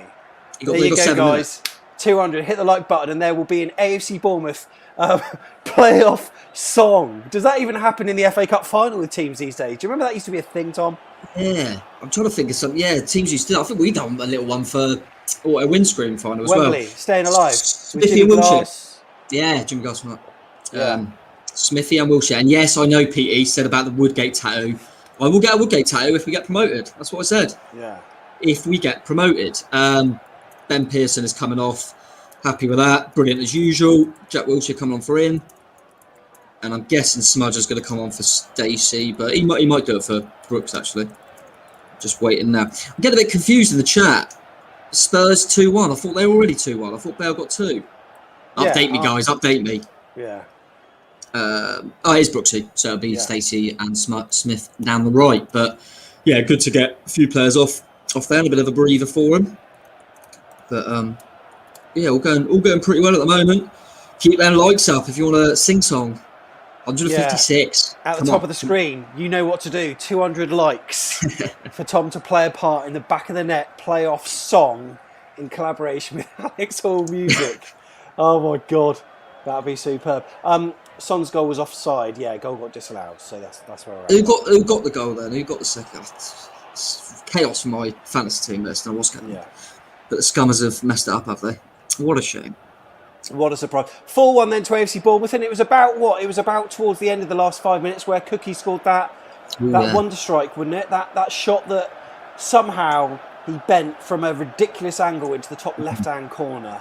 One of the strikes that I've never known was, did he mean it? But he did. He did. I still can't believe, and it's still, there might be someone tell me I'm wrong, but I can't remember since he's been a regular, if you know what I mean. Cook always scores in the season, doesn't he? Always scores. He hasn't scored this season. Yeah. I just feel like it's coming. Maybe he's waiting for the playoffs, and fair play to him if he is, for a playoff final win. But yeah, it's probably partly to do with our set pieces not being as good, to be fair to him. But I always feel like Cookie's going to get you a goal through a season, so we've still got that to come. Definitely. Yeah. Just want to say thank you for all your support tonight, and you can still tweet your watch-along setups. Remember, the free-for-all is coming straight after this at 8 p.m. We're going to be chatting to you. But firstly, like the video if you can, but also tell us whereabouts in the world you are watching from. We would love to hear your geographical location. Pop it in chat and we'll get your message on screen to basically, show where the AFC Bournemouth fans in the world are tonight. John Amos says, can you sing, Tom? Can I sing? That's very subjective. He hasn't seen your latest video, has he? Your player ratings, where it's clear you can. Oh, is it? No, I definitely cannot sing. Oh no, we played it. No, I can't sing, but I'll give it a good crack. Like most things, really. I'll just, whether you can do it or not, it's not the point. As long as you give it, I'm an entertainer, is what I am. So for what I lack in vocal ability, I'll make up for in sheer determination and work rate, really, to the cause. And Alex Hall can sing, so that's fortunate. Got a little chance on the right, but yeah. Give it, what was it? Give it to Arnie Dajuma. Pass Arnie the ball and he will score the goals.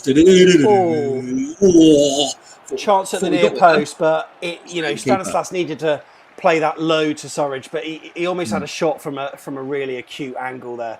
Liam Travers, he's in Upton in Dorset. Hello, mate. We've got Charlie, bottom of Cornwall here. Nice. Bournemouth. We've got a couple of Bournemouths for once. Here we go. Bangkok, says Eddie. Eddie, what are you doing in Bangkok? I feel like I know Eddie. Am I wrong, Eddie? Do you know my brother? I think I do. Might have a similar name, but fair play. Bangkok. Pete's in Southampton. Still unhappy with it. Frome, Dave Watkins. All right, Dave. Hope you're doing well, mate. Also, we've got Paul Horry is in Kent in Erith, yeah. Chipping Norton for Neil Whedon. Sonny Cleethorpes for Neil Phillips here. Asheville in North Carolina for Eric Miller. Oh, Eric Miller, I need to issue an apology. On the last watch along, me and Jeff were commenting. Huh? Oh, so I wasn't on it and you made an error. Carry on. Me and Jeff analysed his living room and it looked like one of his lamps in the corner had a stain on it. But it wasn't a stain, it was a flower. And he even sent a photo via email of a close-up. And it was a really nice lamp, actually, very decorative. I remember, a few flowers. I remember seeing it at the time and I thought, that's a really nice flower. And you started calling it a stain. I thought, that's outrageous. And then he even explained all of his different elements on his desk as well. Because he had 2 keyboards, he had 2 monitors. It looked like he had a monitor actually on his wall on the left, but it was a cabinet door that was left open and all these different things. I absolutely loved seeing it. So Eric, thank you for emailing us. Really appreciate it, mate. James is in Portsmouth, Harrisonburg in Virginia in the States, Michigan in the USA. I saw somewhere. Where is that? That's gone. Oh, there it is. Oh, Son scored. Is that a good thing for you? Yeah, he's the one who got my team. That's why Son got the pen, I think, by the looks of it. Get in there. Take that. Hope you're right, Bo. Give my regards to your dad. Blackpool, Sheffield, Old Town Paul, says Mark. I'm not far away from you, Mark, whatsoever. I could probably shout out the window. You'd probably be able to hear me right now. Copenhagen, Denmark. Mark's in Camford Heath, Netherlands. Wow, look at all these locations. Nova Scotia. Amazing. Yeah. Love it. Oh, did I say Frome? I meant to say Froome. Did I say Frome? Yeah, well, they should spell it properly then, shouldn't they? They spell it like Frome, don't they? Yeah. Bournemouth, Aylesbury, Edinburgh, Moordown. 200 likes, mate. I don't know if this song's going to happen. Well, it's up to the fans. They don't want it. They don't have to like, do they? 164 likes. Well, Better start liking people. Better start liking. Sunny Older Hills. Raised in Boscombe, West Sussex. There we go. Abby's in Paul. Carol Legend is in Moordown.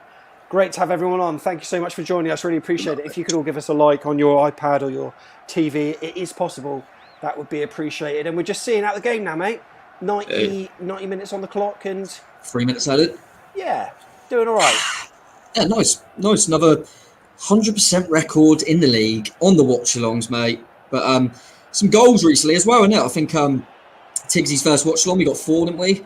Jess, we got 3 against the league. Got 4 again tonight. Really, really good. I think if we can just, like you said, actually, which is it's a good point, that just that silly goal in there might, it's still like a reminder, in it. Wood can go brilliant, but you're still letting a silly goal. Keep switched on. Cookie will still be a bit disappointed with that one. But it was 5 minutes at the end of the day out of 90. It was 5 minutes. Unfortunately, we conceded in that time. But apart from that, it's been pretty good. And we done the job in the first half, which the amount of times this season, at the end of the game, we should have wrapped up in the first half. Now we're starting to do that. I mean, it was job done at half time. So really, really good. Be nice to get another one at the end of the game, just so we can say we won both halves. But no, happy days again. It was a potential banana skin. We all said it. Potential banana skin if you win it 4-1 away from home. Can't argue with that, mate. So it's good stuff. Good stuff. Minute and 15 seconds to go until the referee will blow his final whistle where we are. Mate, we've had such a generous super chat from James. That really helps us, paying for StreamYard and our pod platform and all the different expenses we've got. $9.99. Wow. James, thank you so much, mate. Great show as always. Really appreciate it. And that's one way to support us. One way to support us and support Tom's music career is by pressing the like button right now. He's going to do a song with Alex Hall if we reach 200 likes by the end of this video.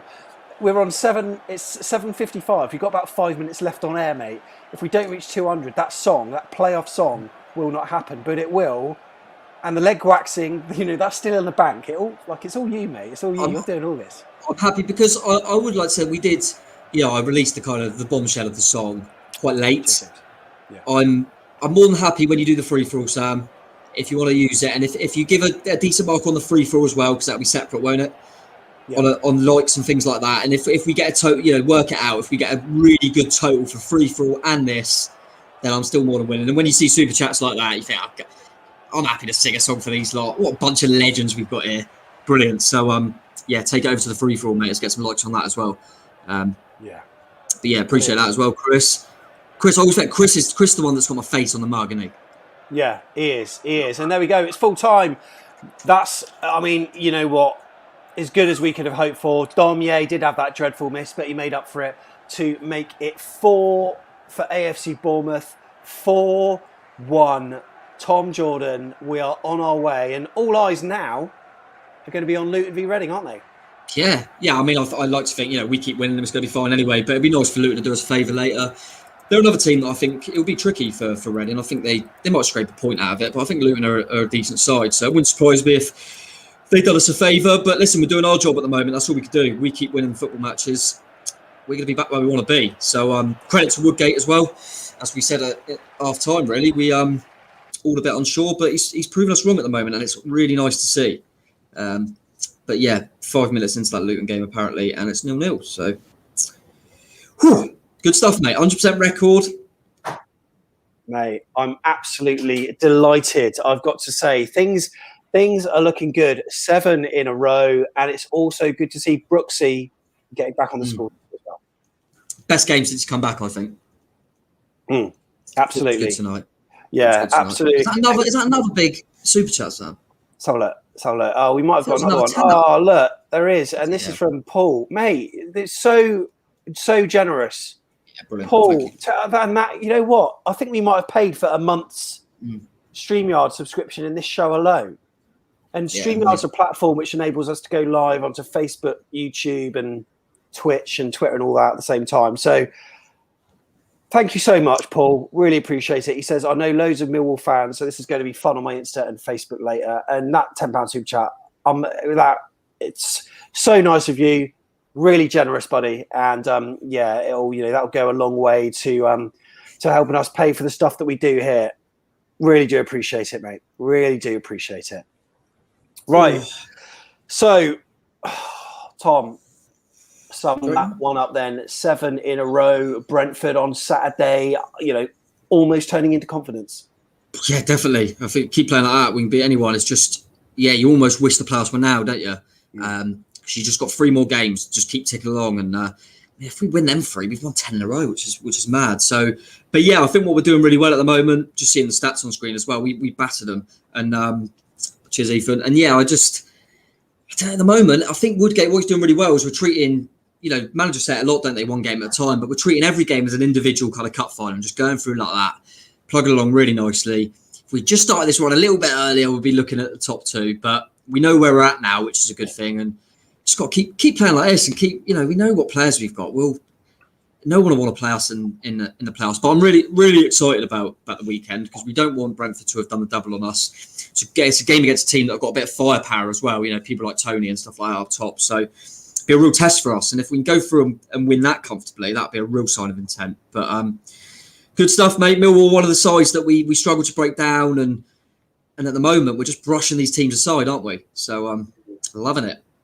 Loving it. We're going to be keeping an eye on on the amount here on YouTube. Apparently we're on 180, so over the time tonight it may reach that 200, Tom, which means that you will be doing a playoff song with Alex Hall music. Thanks for all your comments, really appreciate it. And Bournemouth have won 4-1 tonight. Right, if you want to get onto the Watchalong, grab your device, plug your headphones in, and go to afcbpodcast.com/take part.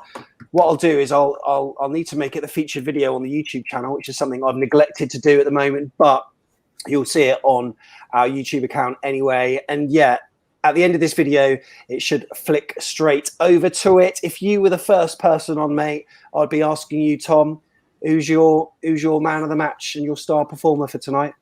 Oh, it's quite a tricky one, actually. I think it is quite a tricky one because I thought all the front 4 scored, done well. I actually thought Pearson and Lerma were the real kind of catalyst of that by controlling the midfield. But you know what? I think we were talking about it a bit in the preview about how the others are overshining him. I think Brooksy deserves a bit of credit. I think it was Brooksy's best game since he come back. Really pleased to get a goal. He hit the post as well. I'm going to go Brooksy. I think you could give it to a lot of people, but I'm going to go Brooksy because I think it was his best game since his return. So it's good to see. So yeah, I'm going to give it Brooksy. But then I want to give it a Begovic for an assist. Blimey, what an assist. Yeah, absolutely. Tom, thanks very much for coming on. Really appreciate your company. And again, I mean, how many times can we keep saying this? As a duo, whether it's myself and Jeff, maybe it's like Tiggs, you, me here, I'm beating, mate. I'm beating. Let's hope it carries on. Mate, continue. Cheers, boss, and cheers, everyone, for all the support, as always. Up, Chilies.